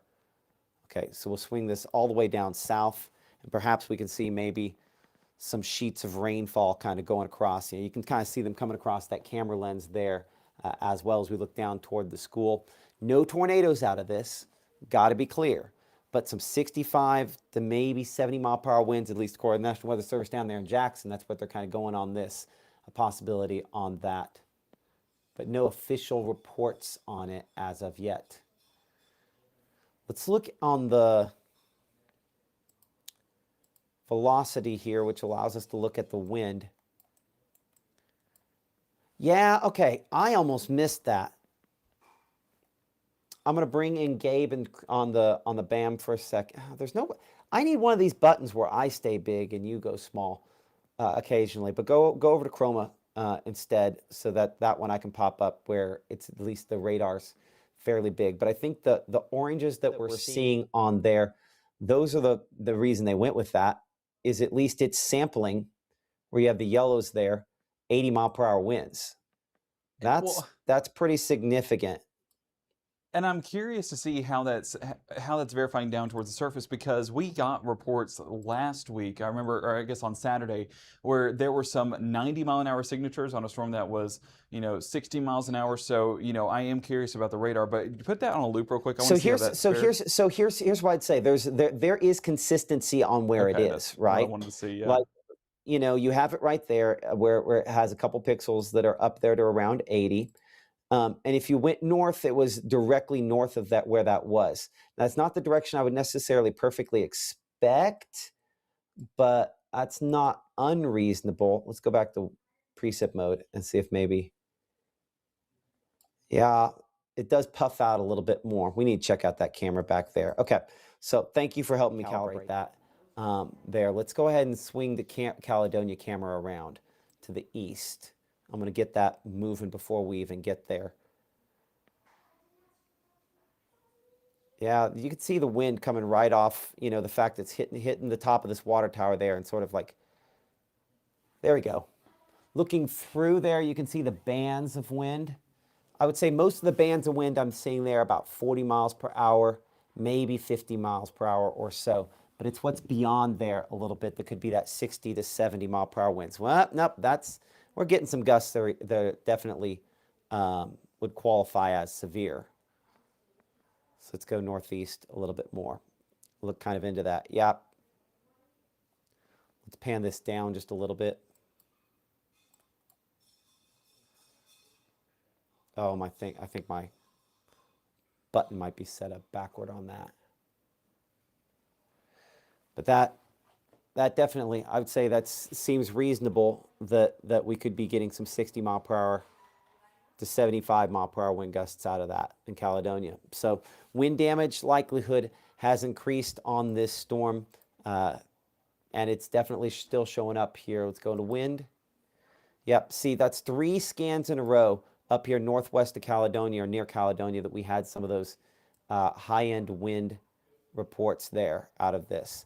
Now, we'll say a couple of those in the same spot, so there could be some kind of tower or something it's seeing, but there's a lot of pixels for that to just completely miss it.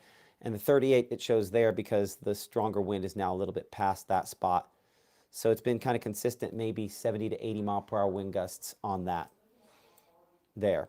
So as we go a little wider, the portion of this that is moving through Lowndes County is, again, the northern part of the county where it's the most significant at this point in time, right around there. Now, what are you guys sending in? We'll check in with that to see if we have some damage reports as well as soon as I get a storm track on this here. So again, moving through a lot of subdivisions there in and around the Columbus area right now. Everywhere through Arlington Park within the next 5 minutes or so. It's the northern part of this that's heading into southern Lamar County, which is also under severe thunderstorm warning. It is probably the most intense. Gabe, again, looking at some of your pictures here and what you guys have shared with us. Yes, Matt. So this is a look out of the Bellefontaine area. This was submitted by Chastity there to the Mississippi Live Facebook page. And you can see the trees broken off there in the distance. So some pretty strong gusty winds moved through Bellefontaine. We saw it on our Mama Justice Doppler radar, so verifying that there on the ground. And as we talk about, it seems like every event, the state bird taking flight once again. Just loose items in the yard, able to get under those winds, or those winds get under it and aloft it into the air. And we got that for sure over there in Bellefontaine. So Chastity, thank you for sending those pictures in. And if you have any reports, send those in as well to us here at Mississippi Live Weather. Another report along West Commerce Street in Aberdeen, close to the Country Club area. This was submitted by Gail. And you can see blocking travel. Trucks, unfortunately, not able to get past, but they're working to clear that as we speak, or at least once these storms get a little bit more calm. But I do think that we're going to try to get in touch once things kind of clear out of Lowndes County of what potential reports we're getting there out of Caledonia. I expect if we're talking 80 miles an hour, then we'll probably get some of those reports here at the Mississippi Live Weather app, but we'll check in with the EMA directors as well and get the latest on what's happening. Okay, and again, that report you're talking about there was Aberdeen, right? This was Aberdeen, yes. Aberdeen. So send in those using the Mississippi Live app. That's something that the folks there at the National Weather Service can see directly. And that, again, pretty decent sized tree that was knocked down there. Current time is 4:37. You're watching Mississippi Live. Again, we're 24/7 the streaming service based out of the Tupelo, Mississippi area here in North Mississippi. This kind of arc that you see here of red is our wind damage along Mississippi Highway 12 there and Woodlawn Military Road there. Again, moving toward the south and east, and will continue to probably cause some sporadic wind damage with it as it does. Going over to our wind mode, the kind of red here, sort of checking to see how fast some of those winds are. We did have a couple scans where we had estimations up in excess of 80 miles per hour. I don't know if that was legit. Either way, this widespread red you see here is going to be somewhere around 50 to 60 miles per hour. That's what most of the wind damage is going to be. Estimations here, I'm not hitting the right pixel on it, but from time to time we've been getting up around 50 miles per hour. The part going into Columbus isn't quite as significant, But let's compare cameras here and you'll kind of get an idea as why. We'll go Caledonia here for a moment, which is still kind of in the heart of about 50-mile-per-hour winds up there in the northern portion of the county, still kind of bouncing around a little bit on top of the water tower there, but that's not quite as rough as it was a minute ago, but I think still probably from 50 to 60-mile-per-hour wind gusts with that still possible. A decent amount of lightning causing those power disruptions. Going down toward Columbus, you can see a comparison here on the north side of town. Again, blue cut there in 45. The rain is hitting and hitting hard.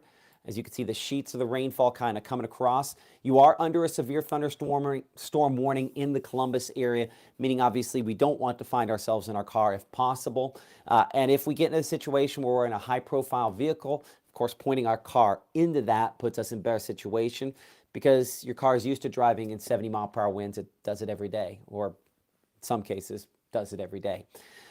But compare that to what we have just south of that on 45. Yeah, the rain has started, but the strongest winds have not gotten there. This again close to the mall area there in Columbus. Looking back toward the north and east from our camera there, Mississippi Department of Transportation. Again, that's that strong wind up around Caledonia, showing up with the dark gray.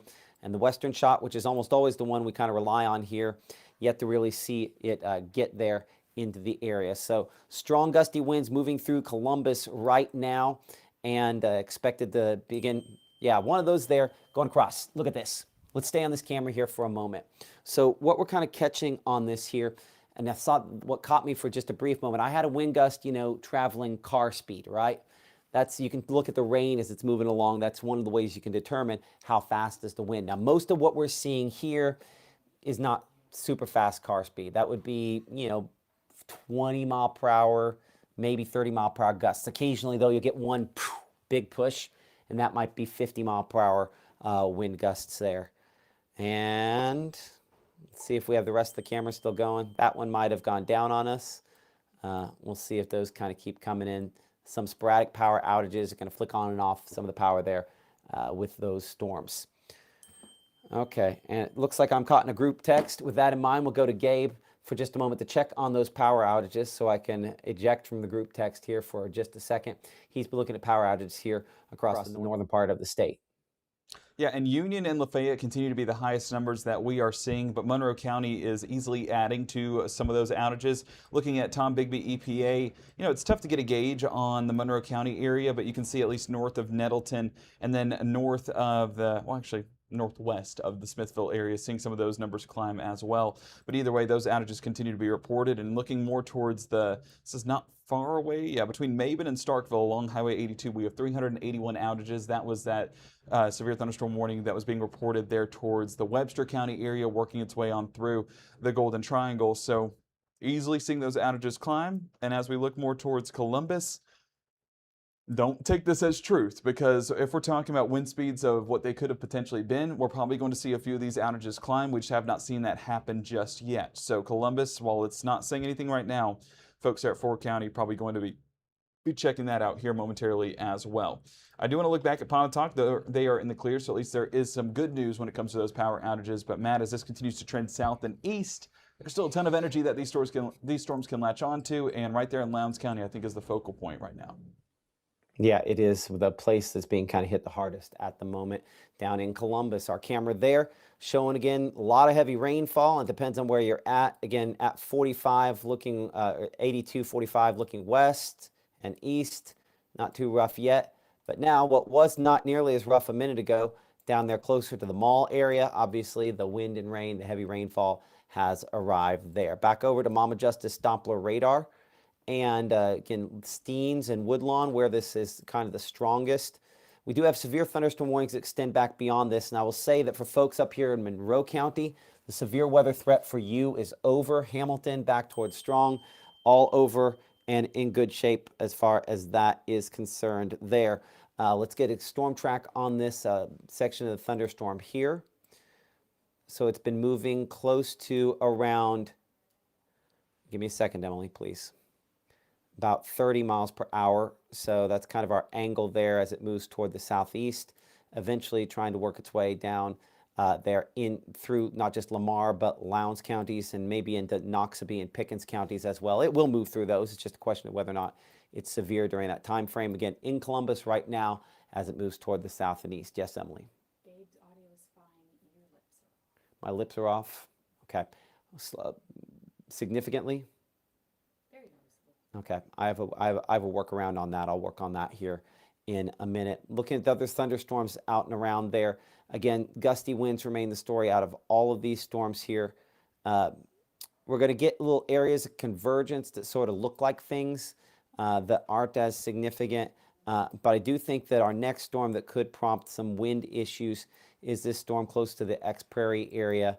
Again, just kind of looking at that on Mama Justice Doppler radar. Has not kicked out some damaging winds yet, but our camera down there in Macon, of course, one that we'll be watching very, very closely, showing a lot of heavy rainfall on it, pretty much all directions that we kind of look at this time.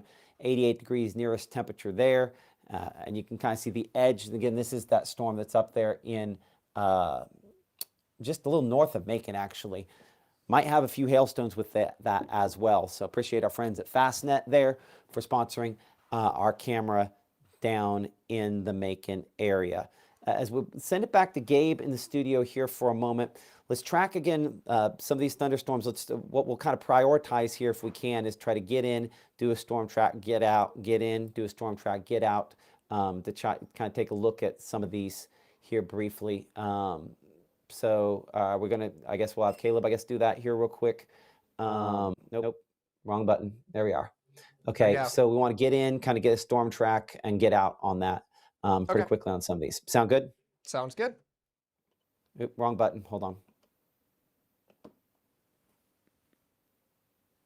Yeah. Let's say 25. Yeah, we can do that.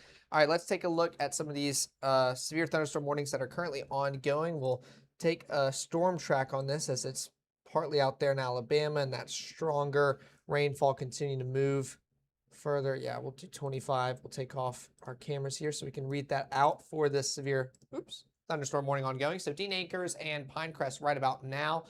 Brookwood Estates around 447. McCary around 449. New Hopes Park around 449. Lynn Estates around 452. Lakeover Estates 453. Stafford 453. Whiteberry around 453. And then Melrose, 5 o'clock, same for Ethelsville. Macedonia around 503, same for Reform.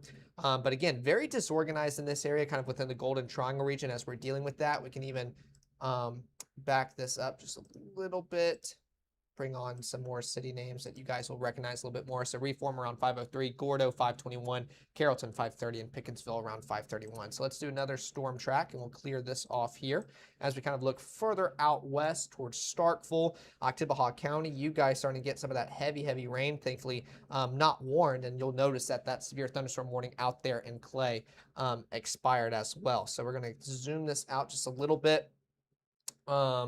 We're going to take a look at some of these storms that are ongoing. We'll go along that heavy batch of rainfall that's continuing to move, and it's going to make its way closer towards Knoxville again, where y'all are just going to get another round of these showers and storms. So Sessom's right about now, Heritage Colony 447, Artesia 456, Winston 457, Oktok and Oktok Road around 458, Crawford 510, Lynn Creek 514, Brooksville 521, Triplets Corner 523, May Spring 529, Deerbrook around 534, Macedonia around 542, gotta get my numbers right, and Macon around 544. Again, always like changing this so where we can kind of pick up on cities and landmarks in the area. Artesia 456, Crawford 510, Brooksville 521, and Macon 544. So hit all of those already. And then we'll go a little bit, well, let's do Knoxville real quick as you guys are dealing with some of that heavy rainfall right now. And we'll kind of draw another one out as it continues to pretty much make its way across the state line, affecting some of our Alabama counties already. We'll continue to do so. We'll still go around 25 miles per hour, just to give you guys a heads up. So Cooksville 449, Dancy around 450, Clearman 453, Ridge around 455, Millington 458, Fair Oaks 504, Warsaw 506, Giles around 509, West Green around 512, Scuba 517, Mount Hebron around 521, Gainesville at 527. And then we'll do one more of these. Yeah, we already hit all of those cities. And Balaguer around 545. And then let's just go a little bit further west as Choctaw County starting to deal with some heavy precipitates as well. We'll see how that's continuing to move. Yeah, I mean, it's all just really messy down here in the southeastern portion of our coverage area. And we'll do kind of another track along the southern line as it continues to push ever so slowly. That seems to be the story with all these summertime storms that we're dealing with. Boone, right about now, Ford 454, Ellison Range 455, Louisville around 457, Center Ridge 506, Knox Pater around 519, Golson 527, same for Height, Claytown around 528, same for Vernon, Handle 536, Coy around 542, Prince Chapel around 543. And I think we covered most of those cities. Yeah, I mean, we're just getting in the sticks out there. So Louisville around 457, coming up here pretty much, 57, excuse me, within the next under 10 minutes, and Knox Paid around 519 shortly into the 5 o'clock broadcast. And again, we can kind of just zoom this out so you can see the progress we're making with all of these storms here in North Mississippi. Further up north, we're already returning to those drier conditions, at least for now, and dealing with these stormy conditions further on south and southeastern portion of our coverage area. Thankfully, only dealing with those severe thunderstorm warnings. I think is that one or two separate ones, at least for Lowndes and into Lamar County. So we're dealing with those. Those are set to expire at around 15. So hopefully we can continue to see that trend continue into the evening, where we're not really seeing these get extended much further. These storms are not very long lived. They kind of build up its intensity and just kind of dump it all out already. We're just not dealing with it for too long. So not dealing with anything widespread, but still dealing with quite a few showers, rumbles, disruptive energy out there in the Golden Triangle region as those continues to push further and further southeast as we're getting closer towards the 5 o'clock broadcast hour. And what these storms are really doing is bringing some of those gusty winds, but also the potential for hail. But I have been very pleased to see not many, if any, hail reports get sent in. I know we've talked about maybe penny size hail further up north, kind of right along the Tennessee state line as they entered North Mississippi, but most of the reports have just been very disruptive, very loud, and just a little bit energetic with the amount of lightning that we're talking about. A little bit gusty as well. We've been talking about some of those straight line wind gusts here in the Golden Triangle region. That severe thunderstorm warning, kind of the reason that it is issued, with the possibility of some hail, but it reaching 1 inch in diameter.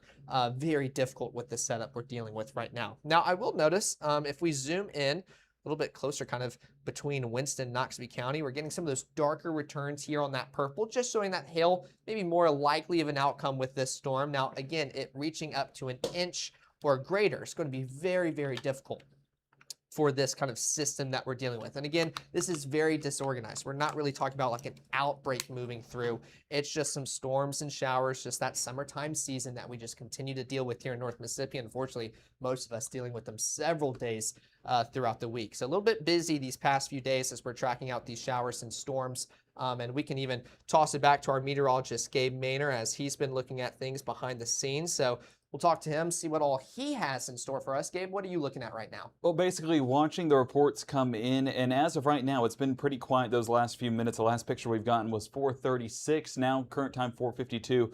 So that has kind of died off a bit. And that's also a welcome sight, exactly what we want to see here in the Mississippi Live Weather Center. But power outages, those continue to be a concern. I do want to go on the overall state of Mississippi. Let's get it back to our basic mode here.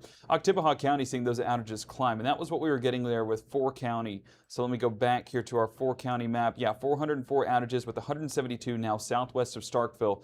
This will be working its way, was that closer to Highway 25?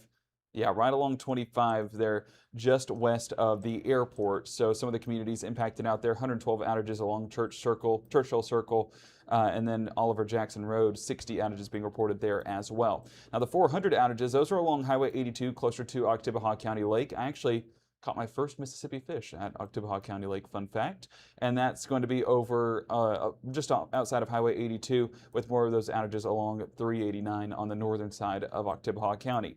Looking back towards Macon, we have sporadic outages starting to amount to there in the Brooksville community, and then extending closer to the Macon Municipal Airport. That's a result of some lightning. Whenever we see this more here and there, just spotty in nature, that's telling you more that it's lightning. But if we're looking more at the wind, well, the wind is where we get the bulk of the outages, being about 400 total there right along the Starkville area. Now, I do want to look at other outage reports like we talked about Pontotoc, no outages to report. So, hey, we'll clear them off the map. That's always what I love to do.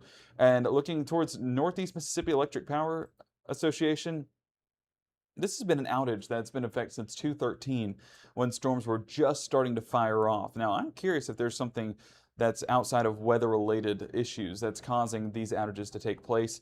Tom Bigby, several outages to report as well. And as we look, we're getting reports with the North Mississippi Storm Chasers of outages being reported down there in Starkville, so verifying there. And continuing to look at the Entergy area, more of those outages out towards Webster County. This just outside of the Tom Nolan community, but not a ton, only about 2 outages to report.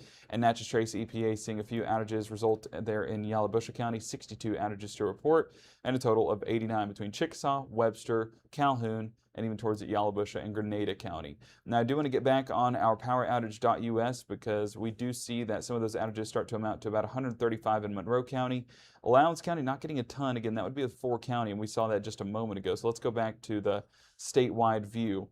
And I want to make sure I'm not missing anything down there along Highway 14. But I do see that there's some updates coming out of Jackson with some of those severe thunderstorm warnings. Caleb, I know that you have a look at our Mama Justice Doppler radar for that potential. Just continue to track out some of these storms. Yeah. No. And it looks like we're going to come to me and then go. I think we're going to go back. I think somebody else was clicking those buttons. There we go. Me clicking those buttons. I just wanted to pop in and say just really quickly, we've had lots of videos come in and lots of photos coming in from you guys. Of course, you can always send those in using the Mississippi Live app. And just really quickly, Gabe, Matt is working on his microphone so he can get ready for the upcoming 5 o'clock show. If you would, please, if you would go to the wall and kind of track out some of these storms, I think that would really help us out and his microphone situation. So if you and Caleb could kind of switch places for us, we would greatly appreciate it. Just a little bit of, ring around the rosies here. It's not a big deal. But they are tracking those storms back at the Mississippi Live. That's the behind-the-scenes magic that folks may not see here behind the scenes. So what we're looking at is that severe thunderstorm warning now extending into our 5 o'clock show there in Noxubee County up until 5:30. So I told you guys that we would be live throughout the afternoon and evening. Well, exactly what we were talking about last night, verifying through our forecast today.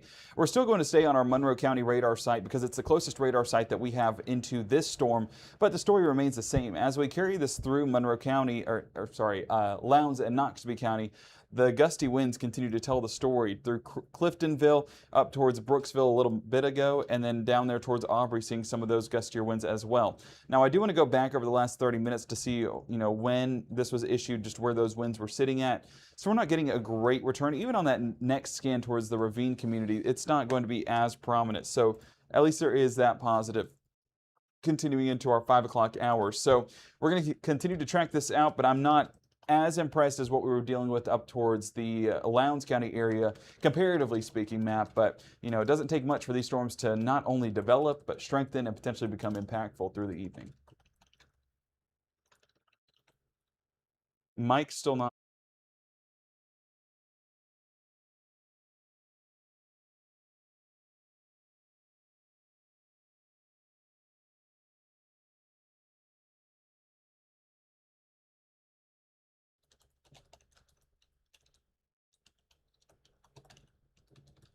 I still do not hear you.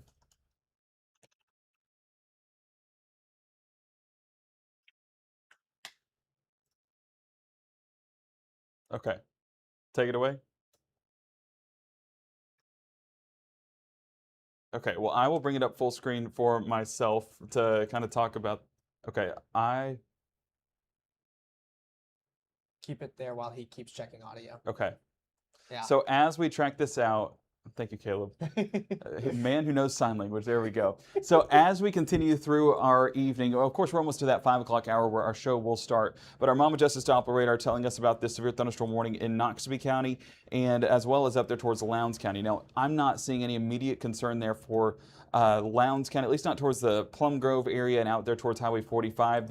Where we're getting those gustier winds are towards the Cary Estates. But as this moves south of Columbus, some additional development is definitely possible, and that's what we're going to carry through east of 45 as these keep that southeast direction. So you can see that as these develop through the northern part of Lowndes County through Caledonia and now continuing to develop through the rest of the county. We'll trim that as necessary there with the National Weather Service, but we're really watching east of 45 for folks there in Lowndes County and continuing more towards Lamar and Pickens County here momentarily. But these storms continue to just intensify in coverage and make for a pretty soggy evening, all things considered, across North Mississippi. So continuing this through the area, we're going to track this one out through Columbus. And let me stop the scan here and go on the overall track there. And we're tracking this storm in particular that has produced some of those gustier winds. And as we take it at about, we'll take it 24 miles an hour. We see Ethelsville 503, Macedonia 505, towards the Trinity area 509, Melrose 519, Forreston 520, Togo 524, Reform 533, off towards Carrollton 538, Bell 543, and Pickensville by 543 as well. Now, National Weather Service in Birmingham has not elected to continue a warning into Pickens County. I don't think it's out of the realm of possibilities, but our reports remain pretty minimal there in Lowndes County. So that is something that they're monitoring as well. So send in your reports, because National Weather Service does appreciate it for how they issue those warnings moving forward. As for any development back towards Highway 14 area, I'm not seeing anything that is overly impressive on the wind signatures. Even this severe thunderstorm warning there towards northeastern Noxubee County, I'm not overly impressed with. Let's take a look at our Macon camera looking towards the north and east. And as we take a look there, we'll see some of the heavier downpours in the distance. Did I click it? Let's go back and make sure that's clicked. There we go. So as we're looking towards the north and east, you can see the heavy downpours, the camera kind of shaking there. The winds at the reporting station not exactly telling the story for how those winds are actually going with this storm. So we're still probably getting about 20 to 30 mile an hour gusts on there on our Fastnet camera in Macon. So we will continue to watch this. So Matt, just checking in. I know it's 5 o'clock. Thumbs up, thumbs down? Okay. So yes, looking towards the northeast, there's that heavier downpour. And as we clear this off here for a moment, and we'll jump back to our Macon camera in just a moment, I do want to continue to keep eyes on this as we move through the rest of our evening. And of course, keeping eyes behind the scenes. I don't want to miss out on our Lamar County storm. I'm not overly impressed by it. Yeah, I mean, a lot of that has shifted south. So if you're in Hytoge, Star, Millport, I'm not really worried about anything for you. My immediate concern would still be drawn towards Lowndes County, where the strongest winds are being detected. And our True Shield Roofing hail swath, it's trying to get a few stones mixing in there. We've gotten a few reports of some small hail, but not overly large on the size of those hailstones. That's why we set a very limited hail threat for our Wednesday. But wind still the primary concern. And with the bulk of activity, now, it's a few storms are not possible to get on the stronger side, but with this much going on, that is limiting those severe storms, at least the potential for them, because there's so much activity and there's only so many pieces of pie that can be eaten before the pie's gone. And that's what we're dealing with here, is a lot of storms wanting some action and not going to be able to get it because there's just not that much energy to go around. So yes, we do have this severe thunderstorm warning here, still taking advantage of that untapped energy, but with more of those storms firing off, I think that limits our severe weather potential. I do see these storms back towards Webster County and towards Montgomery County, but even then, I'm not overly impressed by it. Let me check wind mode. Yeah, I guess the wind getting a little bit gusty there towards Winona. This would be looking out of our Monroe County site. This still should be the closest one, but let me put this on a loop here. I believe this is developing right along that boundary back on the far southwest side. Yeah, look, it was nothing just a few minutes ago, now getting to be a little bit more prominent there. So this is an area that still has some untapped energy that this is able to feed off of. So the further west you go, I mean, west of 55, what have we seen today? Not a lot. And this is the issue overnight, is the fact that some of these storms can backbuild along that boundary, but also we have additional storms developing in Arkansas that will try to make its way towards the south and east into parts of the Delta, parts of northwest Mississippi. Yes, we got you. Okay, but am I too loud? That's the question. I don't think so. I guess you can ask folks in the chat. It's not his broadcast voice, so I feel like he's... So it's... it is so we're good? It's okay. Loud. That's Overmodulated. okay. That's what I was trying to figure out. Am I still overmodulated? Not as bad. Leonard Girl? Okay. Okay, that's going to be good enough. We're going to get the 5 o'clock started. Give me a second here. We'll get 5 o'clock started. Caleb, if you and we'll can go from push. there. I have it ready. Just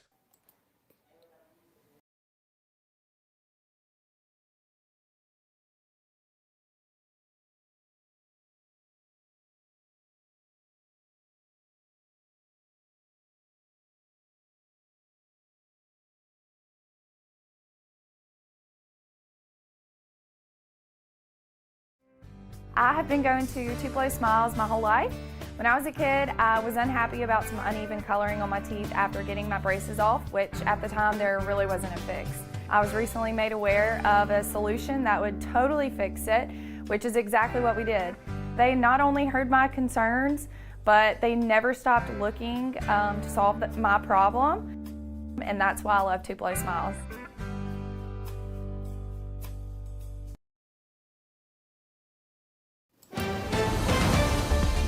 Mississippi's trusted weather experts.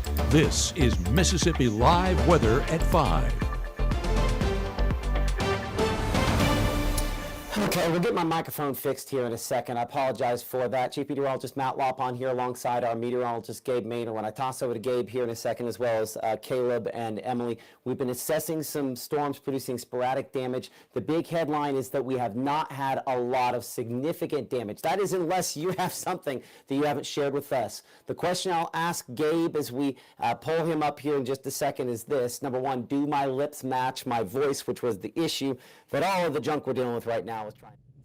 Yeah, they match, but it is a little bit overmodulated, and now it's not. He's now muted. You're muted.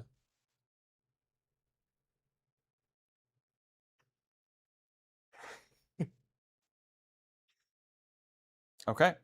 Well, as we talk about that forecast, as we start the 5 o'clock broadcast, of course, what we're looking at is going to be the first 12, 85 degrees at 6, 78 by 9, 75 by midnight. But of course, the story is not the temperatures tonight. The story remains the storms. So as we bring it to our Mom Adjusted Doppler radar, looking at those latest scans, you can see how those warnings continue into northern Lowndes County, southern Lamar County, and really putting it on that latest scan there. This goes all the way into the northeast Noxubee County area. So southern Lamar County now being canceled out, something we talked about as we wrapped up and went into the 5 o'clock hour.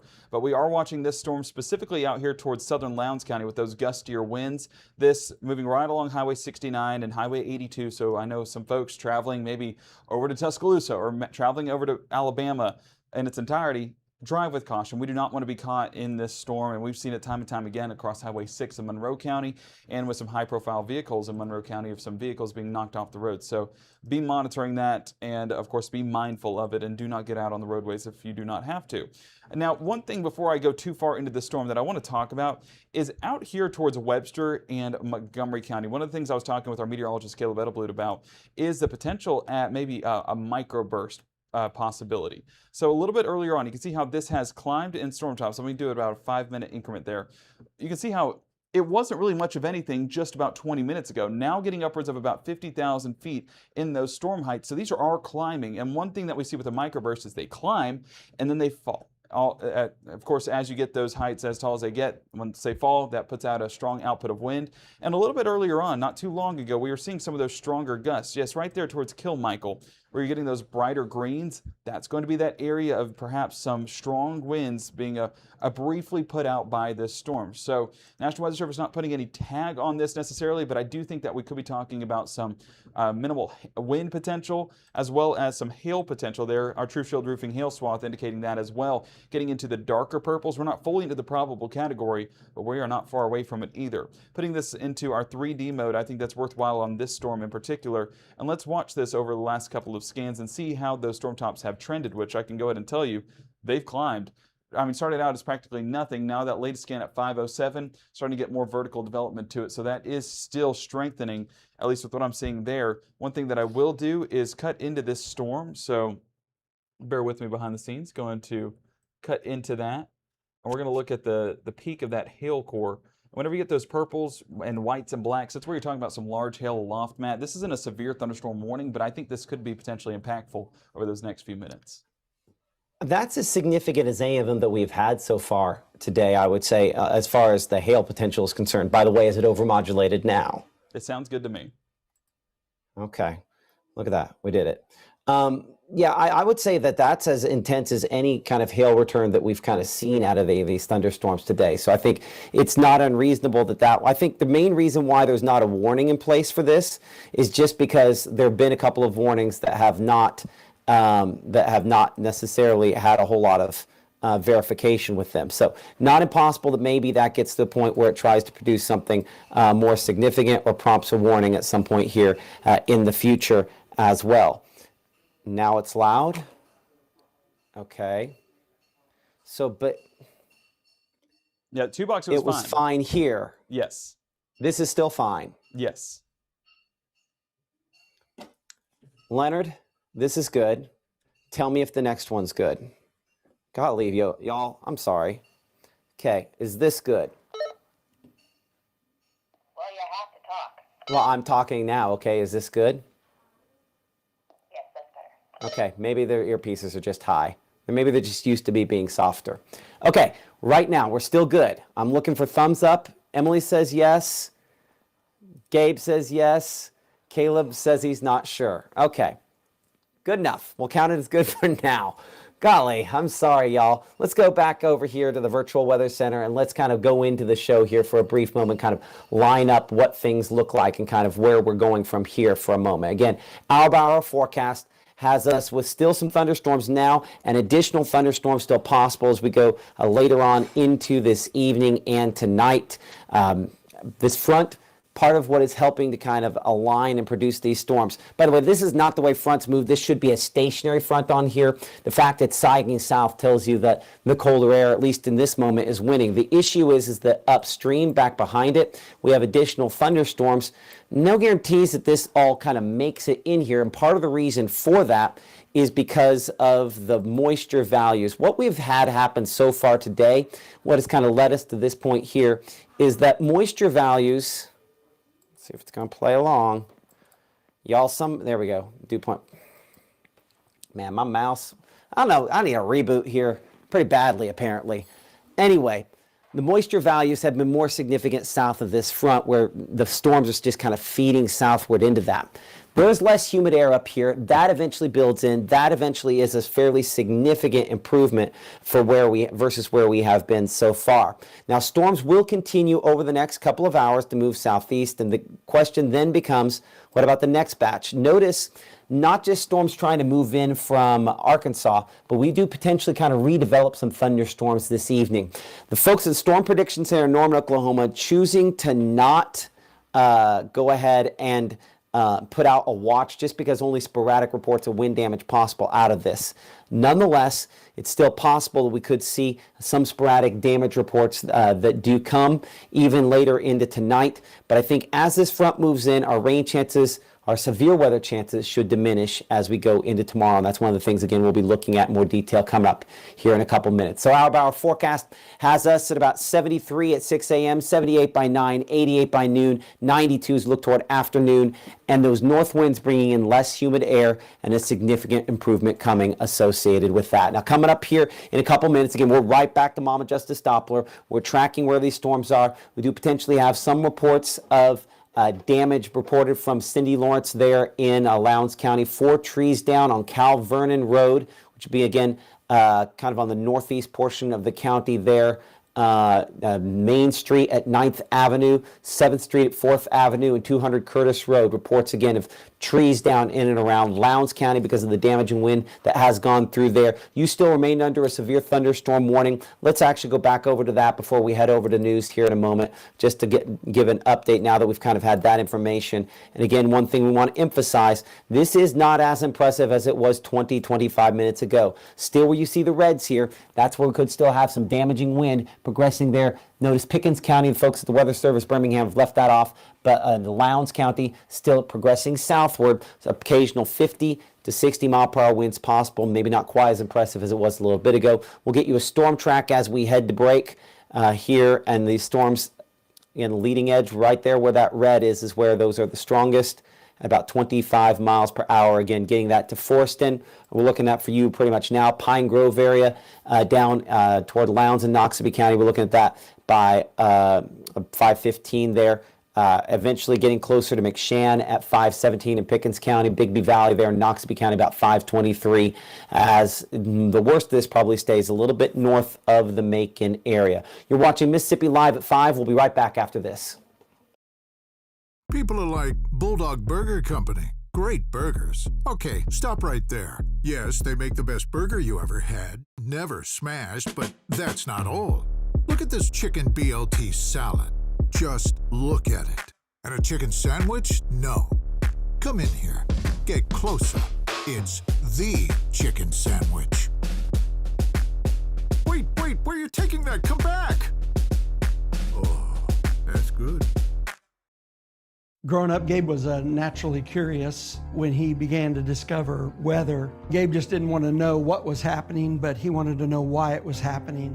Gabe became fascinated with tornadoes, and it impacted his life. He wanted to pursue a career in meteorology. Even though Gabe grew up in Alabama, Mississippi has now become his home and his family. And one thing about Gabe is he keeps his family safe.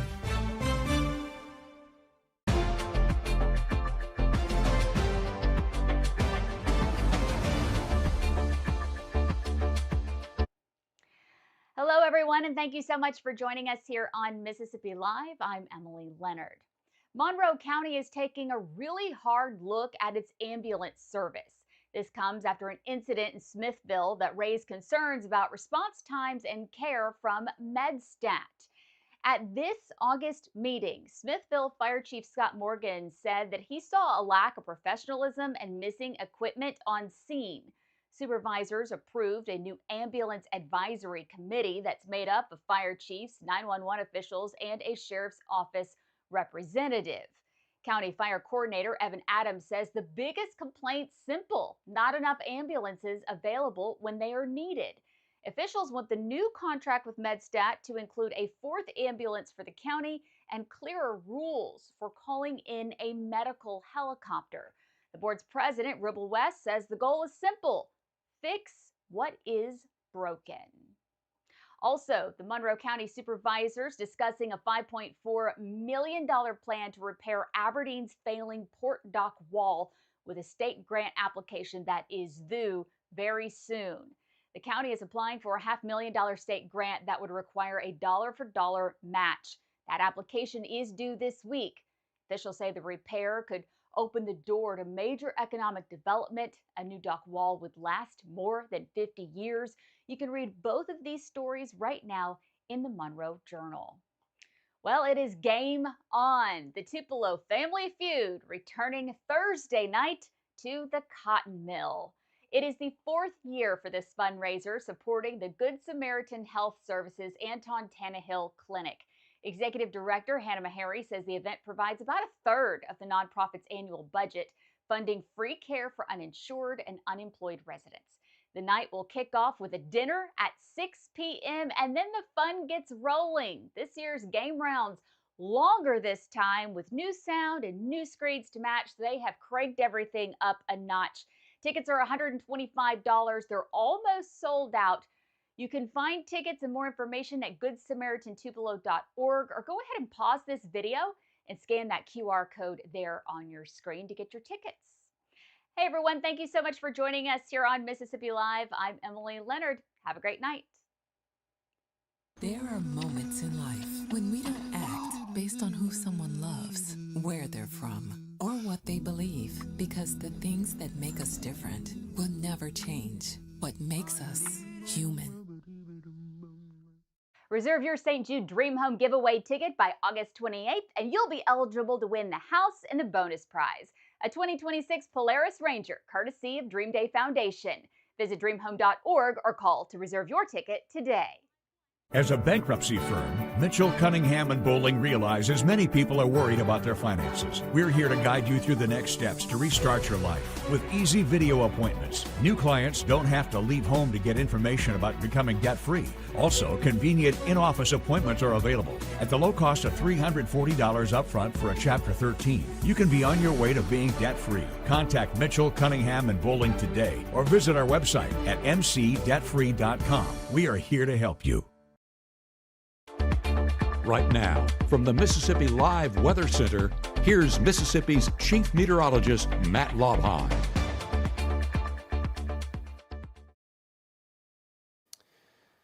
Tupelo playing storms earlier, but looking good now. You're watching Mississippi Live here at 6. Same thing, Mitchell Cunningham Bowling Camera in Tupelo, and our Farmers and Merchants Bank up in Iuka, which was one of the spots where we had lots of storms earlier. Northeast part of the state, not a lot of reports coming from there as far as damage is concerned. Now, a different story down in Lowndes County. We'll go down to our Caledonia camera, not bouncing around as much, still have power there, thankfully, and we'll check on the power situation with our Caleb Edelblut here in a few minutes, and also discuss again some of the reports that you guys have sent in. But before we go there, I want to bring in our Emily Leonard. Again, Emily has talked to some folks down in Lowndes County about some of the damage going on there. Right. I reached out to Lowndes County Emergency Management Director Cindy Lawrence, who mentioned her just a few minutes ago, just to kind of get an update on what they're seeing down there.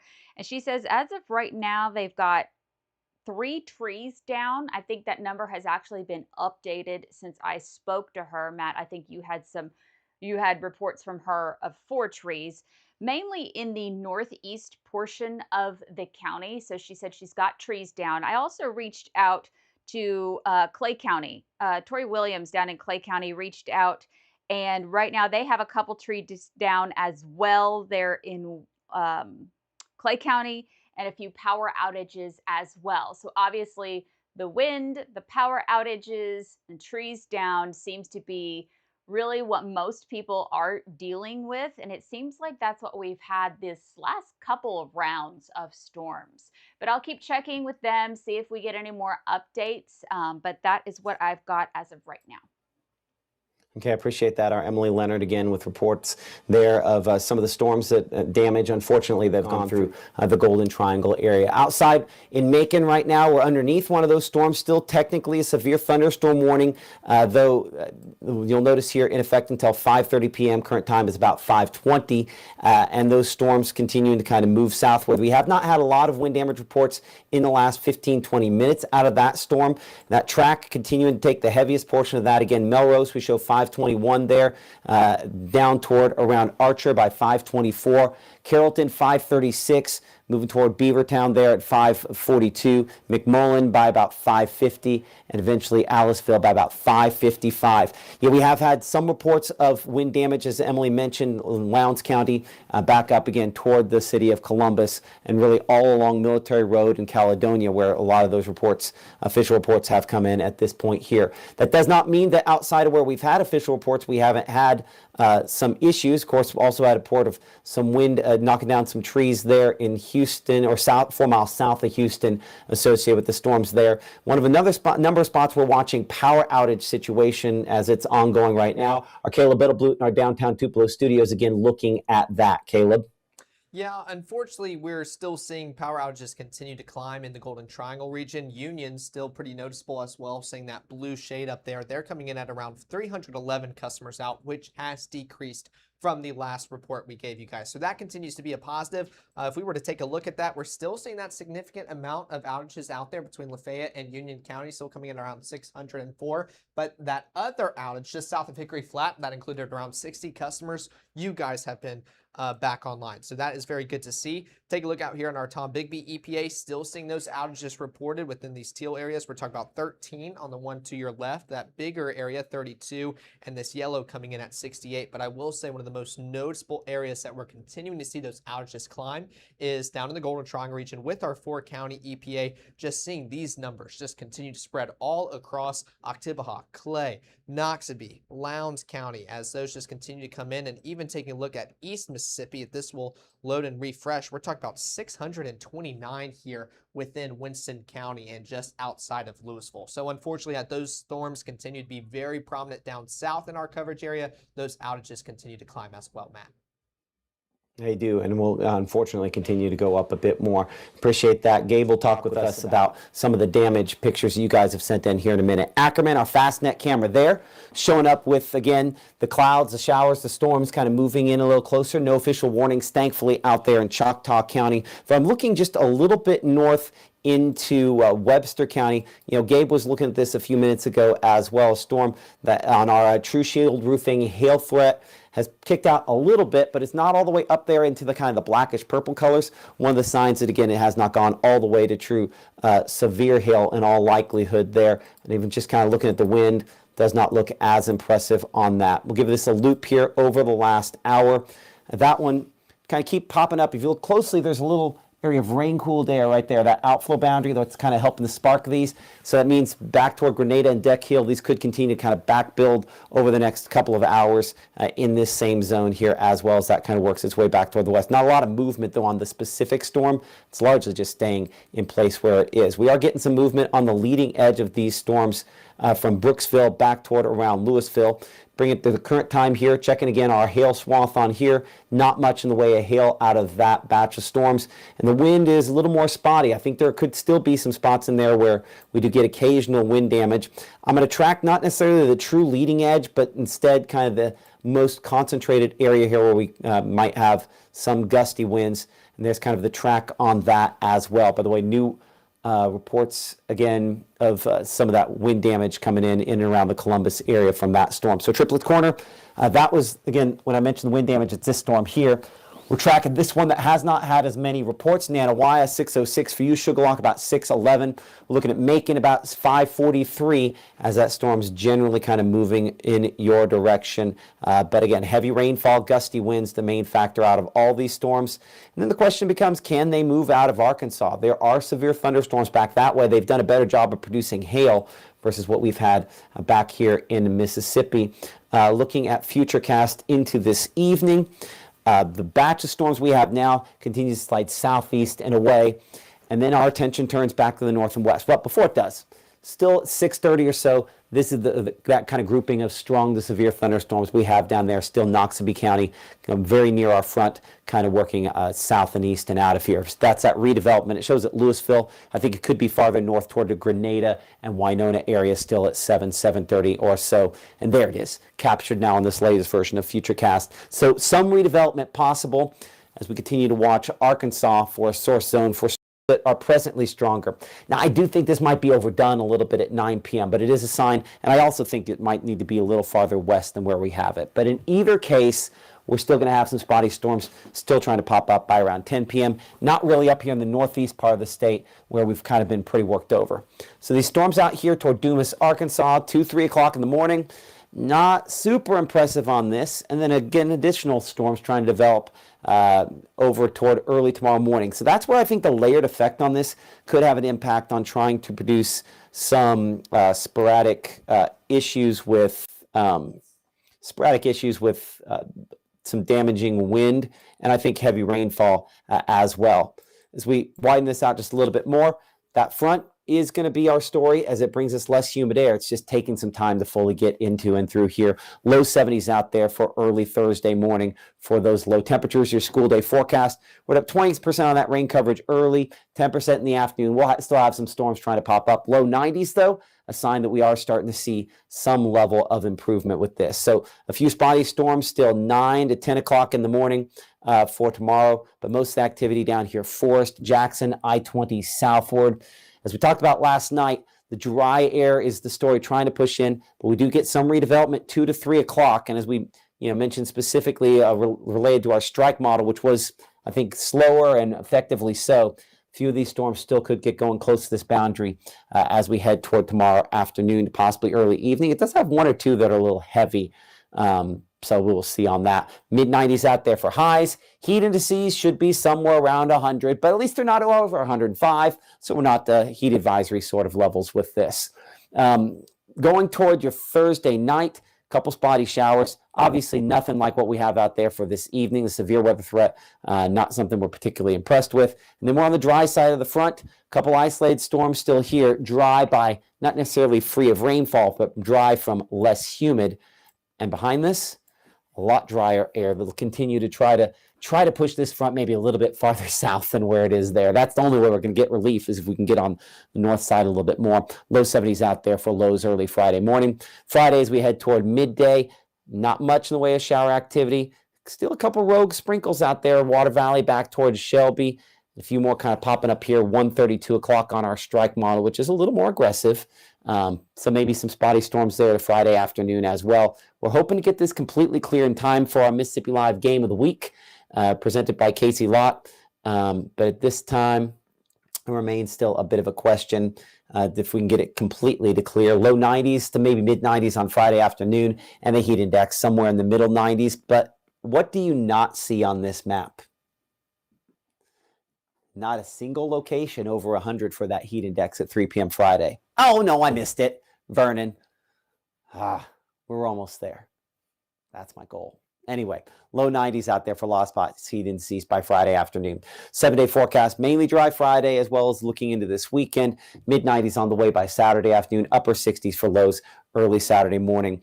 And the stickiness comes back, obviously, first of next week. I mean, it's still, August going into September, so I can't completely escape it, right? But at least a few steps in the correct direction.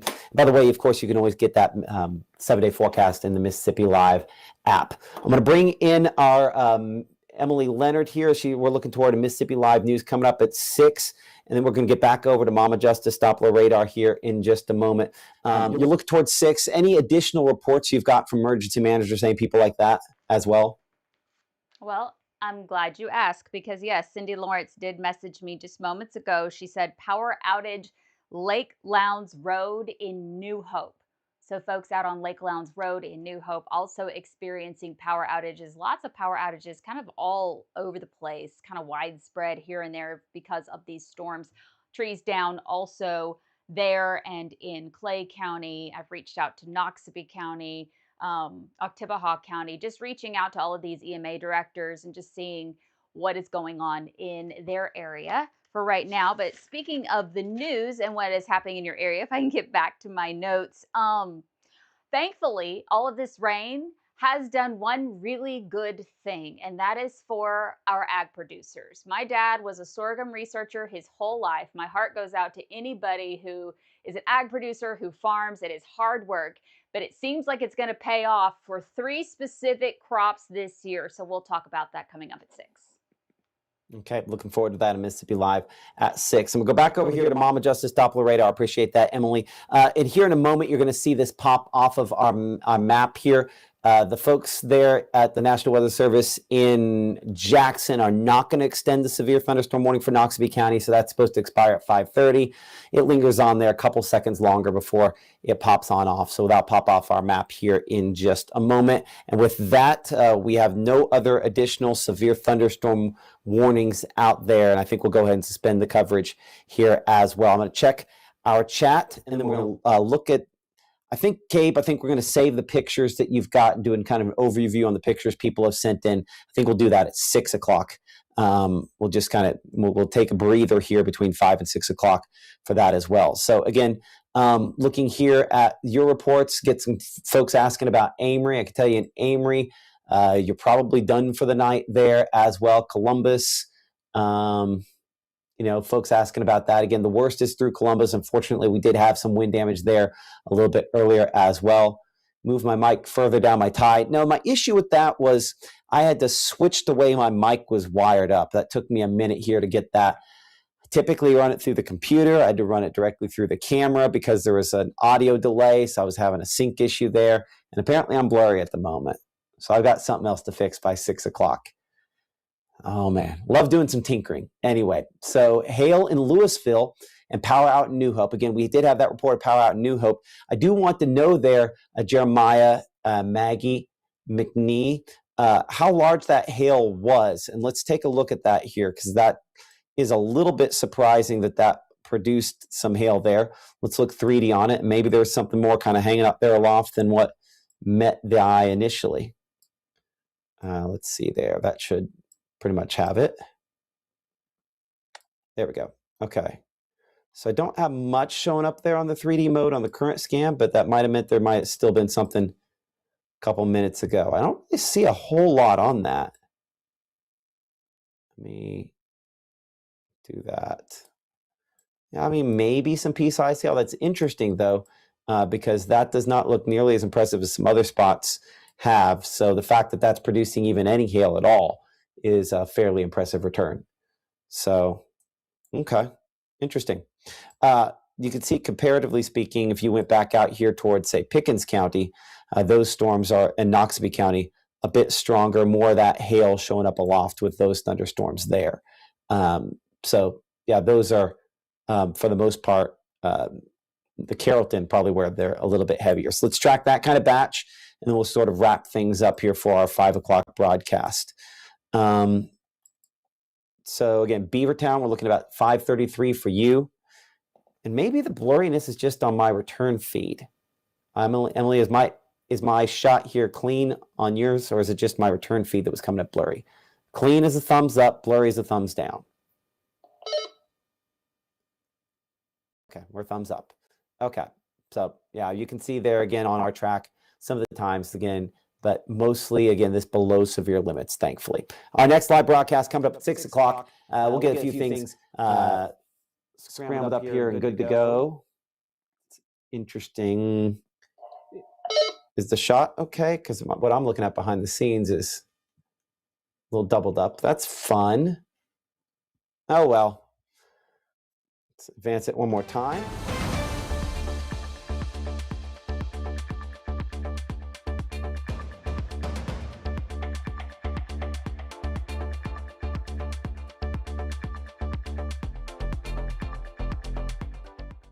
At Room to Room, our Labor Day sale is the real deal. Half off prices plus an extra 10% off furniture, motion, and mattresses. Snag 20% off accessories plus 48 months special financing.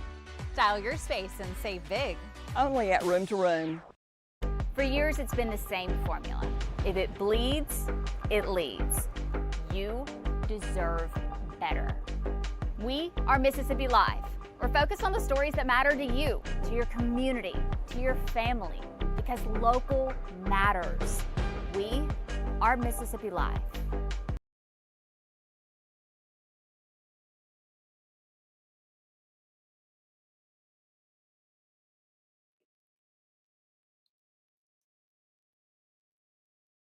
Oh man, hit the wrong button.